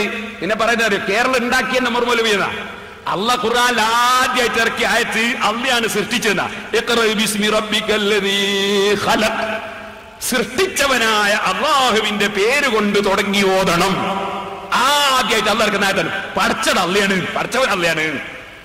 എന്നാൽ അതുകൊണ്ട് തന്നെ പഠിച്ചവന്റെ പേര് പറഞ്ഞ് ഓതണം. അതുകൊണ്ട് ആ ബിസ്മി ഓതിയിട്ട് നമ്മളെ ഭാത്തിയൊക്കെ ഉണ്ടാകുക. നിങ്ങളൊന്ന് നോക്ക്, മുജാഹിദിന്റെ അരിയ പള്ളിയിൽ, ഇവിടെ എങ്ങനെ നിങ്ങൾക്ക് അറിയില്ല, മുജാഹിദിന്റെ പള്ളിയിൽ ബിസ്മി ഓതൂല. ബിസ്മി ഓതൂല. ഞാൻ നിങ്ങളോട് ചോദിക്കട്ടെ, ഒരു തർക്കാണ്. നിങ്ങൾ നമ്മൾ നമ്മളെ തർക്കായി പറയുന്നത്. നിങ്ങൾ നമ്മൾ നമ്മളെ തർക്കം. നാദാപുരം ജുമാഅത്ത് പള്ളിയിൽ ബിസ്മി ഓതുന്നു, ഈ സിറാജുൽ ഹുദ പള്ളിയിൽ ബിസ്മി ഓതുന്നു. ഞങ്ങളെ പള്ളികളിലൊക്കെ ബിസ്മി ഓതുന്നു, നിങ്ങളെ പള്ളിയിൽ ബിസ്മില്ല. ഫാത്തിഹ ഓതുമ്പോൾ ബിസ്മില്ല. നാദാവൃത്ത ജനങ്ങൾ, നിഷ്പക്ഷമായി ചിന്തിക്കുന്ന ജനങ്ങൾക്ക് വേണ്ടി ഞാൻ പറയാൻ. അപ്പൊ ഞങ്ങൾ മൗലവിമാരും മുസ്ലിംമാരും തമ്മിൽ ഒരു തർക്കാണിപ്പോ, ബിസ്മി ഓതണോ വേണ്ടേ അല്ലെ? ഫാത്തിഹയിൽ ബിസ്മി ഉണ്ടോ ഇല്ലേ തർക്കാണ്. നിങ്ങൾക്കൊക്കെ മനസ്സിലാക്കാൻ വേണ്ടി ഞാൻ പറയാം. ഈ മൗലവിമാരെ പിന്നാലെ നടക്കുന്ന ചില ആളുകളുടെ വിവരമില്ലാതെ പെട്ടുപോയ ചില ഡോക്ടർമാര്, വിവരമില്ലാതെ പെട്ടുപോയ ചില മാഷന്മാര്, വിവരമില്ലാതെ പെട്ടുപോയ ചില പഞ്ചായത്തോ ബ്ലോക്കോ മെമ്പറോ എന്തല്ല, അങ്ങനൊക്കെ പെട്ടുപോയ ചില വിവരമില്ലാത്തവരുണ്ട്. അവർക്കൊക്കെ സന്മാർഗം കാണിച്ചു കൊടുക്കരുത്. എനിക്ക് അവരോടൊന്നും വിരോധമില്ല, അവർ അറിവില്ലാതെ പെട്ടുപോയതാണ്. അവർക്കൊക്കെ ഞാൻ പറയുന്ന കാര്യങ്ങൾ ശരിക്കും അവർ നിഷ്പക്ഷമായി ചിന്തിച്ചാൽ മതി. അവരൊന്ന് മുജാഹിദിലേക്ക് പോകുമ്പോ നാട്ടുകാരെന്നുള്ള ആൾക്ക് എന്നോട് കൂടി ചോദിച്ചിട്ട് പോയെങ്കിൽ വളരെ നന്നായിരുന്നു. കാരണം ഒരു വിഷയത്തെ കുറിച്ച് അറിയുന്നവരോട് ചോദിച്ചിട്ട് പോകുന്നതിൽ എപ്പോ നല്ലത്. ഞാൻ പറയാ, നിങ്ങളോട് ചോദിക്കട്ടെ, നാദാപുരം ജുമാഅത്ത് പള്ളിയിൽ ബിസ്മിയുണ്ട് അല്ലേ? നാദാപുരം ജുമാഅത്ത് പള്ളിയിൽ ഫാത്തിഹയ്ക്ക് ബിസ്മിയുണ്ട്, ഇവിടുത്തെ പള്ളിയിലും ബിസ്മിയുണ്ട്. അതേസമയത്ത് മുജാഹിദ് പള്ളിയിൽ ബിസ്മില്ല. ഫാത്തിഹയിൽ ബിസ്മി ഉണ്ടോ ഇല്ലേ ഇപ്പൊ തർക്കാൻ. നിങ്ങൾക്കൊക്കെ മനസ്സിലാക്കാൻ വേണ്ടി ഞാൻ പറയാം, നിങ്ങളൊരു മുസഹഫ് എടുക്കുക. മോനെ, ഒരു മുസഹഫ് എടുത്തുകൊണ്ട് ഒരു ഒതുള്ള ഒരു മുസഹഫ് ഉണ്ടിനി, എന്റെ ഫാത്തിഹയിൽ ബിസ്മി ഉണ്ടോ ഇല്ലേ എന്ന് പരിശോധിക്കാം. ഫാത്തിഹയിൽ ബിസ്മി ഉണ്ടോ ഇല്ലേ? അതിന് നമ്മൾ ശബാബ് നോക്കണ്ട, സിറാജ് നോക്കണ്ട, റിസാല നോക്കണ്ട, സുന്നി വോയിസ് നോക്കണ്ട, കാന്തപുരം എന്ന് പറഞ്ഞ് നോക്കണ്ട, ഇ.കെ. ഉസ്താദ് എന്ന് പറഞ്ഞ് നോക്കണ്ട, കണ്ണിയത്ത് എന്ന് പറഞ്ഞ് നോക്കണ്ട, ക്യൂൻ ഉസ്താദ് എന്ന് പറഞ്ഞ് നോക്കണ്ട, പിന്നെ അർത്ഥം മാറ്റി നോക്കും പറയണ്ട. മുസഹഫ് എടുക്കുക, ഫാത്തിഹയിൽ ബിസ്മി ഉണ്ടോ ഇല്ലേ നോക്കുക. മുജാഹിദിന്റെ പള്ളിയിൽ പോയിട്ട് അപകടം വരുത്തുന്ന ആളുകൾ മനസ്സിലാക്കാനായി ഞാൻ പറയും. നിങ്ങൾ മുസഹഫ് എടുക്കുക, പള്ളിയിൽ നിന്ന് കേട്ടോ, ഇതാ ഫാത്തിഹയിൽ ബിസ്മി ഉണ്ടോ, മുസഹഫ് എടുത്തിട്ടോ നിങ്ങൾ പരിശോധിച്ചാളി. ഫാത്തിഹയിൽ ബിസ്മി ഉണ്ടോ? എല്ലാ മുജാഹിദും ഞാൻ പറയാം. മുസഹഫ് കള്ളത്തരുണ്ടാവോ? മുസഹഫിൽ കളവുണ്ടാവോ? ഫാത്തിഹയിൽ നാദാപുരം ജുമാഅത്ത് പള്ളിയിൽ ബിസ്മിയുണ്ട്, ഈ പള്ളിയിൽ ബിസ്മിയുണ്ട്, മുജാഹിദ് പള്ളിയിൽ ബിസ്മി ഇല്ല. ഞാൻ ചോദിക്കുന്നു, ബിസ്മി ഫാത്തിഹയിലുണ്ടോ ഇല്ലേ? മുസഹഫ് ഒന്ന് മറിച്ച് നോക്കുക. മുസഹഫ് മറിച്ച് നോക്കാനുള്ള ഒരു ബുദ്ധിയും കൂടി ഇല്ലാത്തവനാണോ മുജാഹിദ് ആകുന്നത്? അള്ളാഹു കാക്കട്ടെ.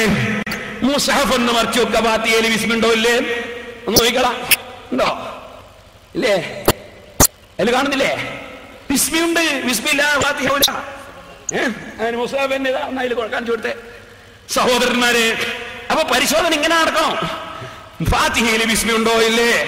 ആദ്യമായിട്ട് ഇറക്കിയ ആയത്താണെന്ന്, ഇഖ്റ ബിസ്മി റബ്ബിക്കല്ലദീ ഖലഖ്. ബിസ്മി കൂട്ടിയിട്ടാണ് ഓതേണ്ടത്. ഇഖ്റ ഓതണം. എങ്ങനെ? ബിസ്മി റബ്ബിക്കല്ലദീ ഖലഖ്, സൃഷ്ടാവായ പടച്ചവന്റെ പേര് കൊണ്ട് തുടങ്ങി ഓതണം. അതാ ബിസ്മില്ലാഹിർ റഹ്മാനിർ റഹീം. അത് വേണ്ട, നിങ്ങൾ എന്തിനു പറഞ്ഞു? നമ്മളെ നാട്ടിലൊക്കെ മുമ്പേ ബിസ്മി, നിങ്ങൾ എന്തിനാ വേണ്ടെന്ന് പറഞ്ഞു? എന്തിനു മുസ്ലിമീങ്ങളെ ഭിന്നിപ്പിച്ചു? ഖുർആൻ മറിച്ചോ ബിസ്മി ഉണ്ട്. ഇതാണ് നിങ്ങളുടെ ഐക്യം എന്തിനു തകർക്കുന്നു എന്നാണ് എന്റെ ചോദ്യം. ഇനി ഞാൻ പറയട്ടെ, എന്നാൽ ഇതിൽ പറയുന്നത് പറിച്ചത് അല്ല എന്നാണല്ലോ ആദ്യം തന്നെ അല്ല പറഞ്ഞത്, പിന്നെ ഒന്ന് ബിസ്മി ഉണ്ട് എന്നുള്ളത്. എന്നാൽ ഈ നമ്മളെ മാല ഉണ്ടല്ലോ, മർഹൂം ഉമർ മൗലവിന്റെ മാലയെ പറയുന്നത് കേരളം ഉണ്ടാക്കിയത് ഉമർ മൗലവിയാണ് പോലും. അതായത് കേരളം പരശുരാമൻ മെഴുവറിഞ്ഞിട്ടാ ഉണ്ടായെന്നൊരു വിശ്വാസമുണ്ട്. അങ്ങനെയൊന്നല്ല സംഗതി. ആരതാണിത്? ഉമർ മൗലവിന്റെതാണെന്നാ പറയും. മൗലവിമാർ ഇവിടെ വന്നിട്ട് ഇതുവരെ പ്രസംഗിച്ചപ്പോ കാര്യമായിട്ട് പറഞ്ഞത് മരിച്ചവരെ വിളിക്കരുത് ഒരു കാര്യമായ സംഗതിയെ. ഉമർ മൗലവി മരിച്ചതിന് ശേഷം ഉണ്ടാക്കിയ മൗലവിയില്, ഈ മാലയില് ഉമർ മൗലവിയെ പച്ചയായി വിളിച്ചുകൊണ്ട് പറയുന്ന വാചകം കേട്ടോളൂ. മരിച്ച ഉമർ മൗലവിനെ വിളിക്കുന്നു. നിങ്ങൾ സുന്നിന്ന് മുജാഹിദിലേക്ക് വരാനല്ലേ ഞങ്ങളെ ക്ഷണിക്കുന്നത്? ഞങ്ങൾ അങ്ങ് വരുമ്പോ അവിടെ ഇതിനെക്കാളും കച്ചറയിലിപ്പോ കാണുന്നത്. അതുകൊണ്ടാണ് ഞാൻ ചോദിക്കുന്നത്, കേട്ടോളെ.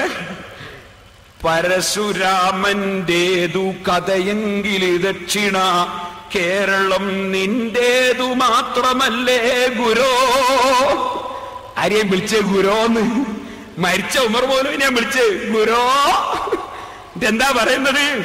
പരശുരാമന്റേതു കഥയെങ്കിൽ ദക്ഷിണ, കേരളം നിന്റേതു മാത്രമല്ലേ ഗുരോ.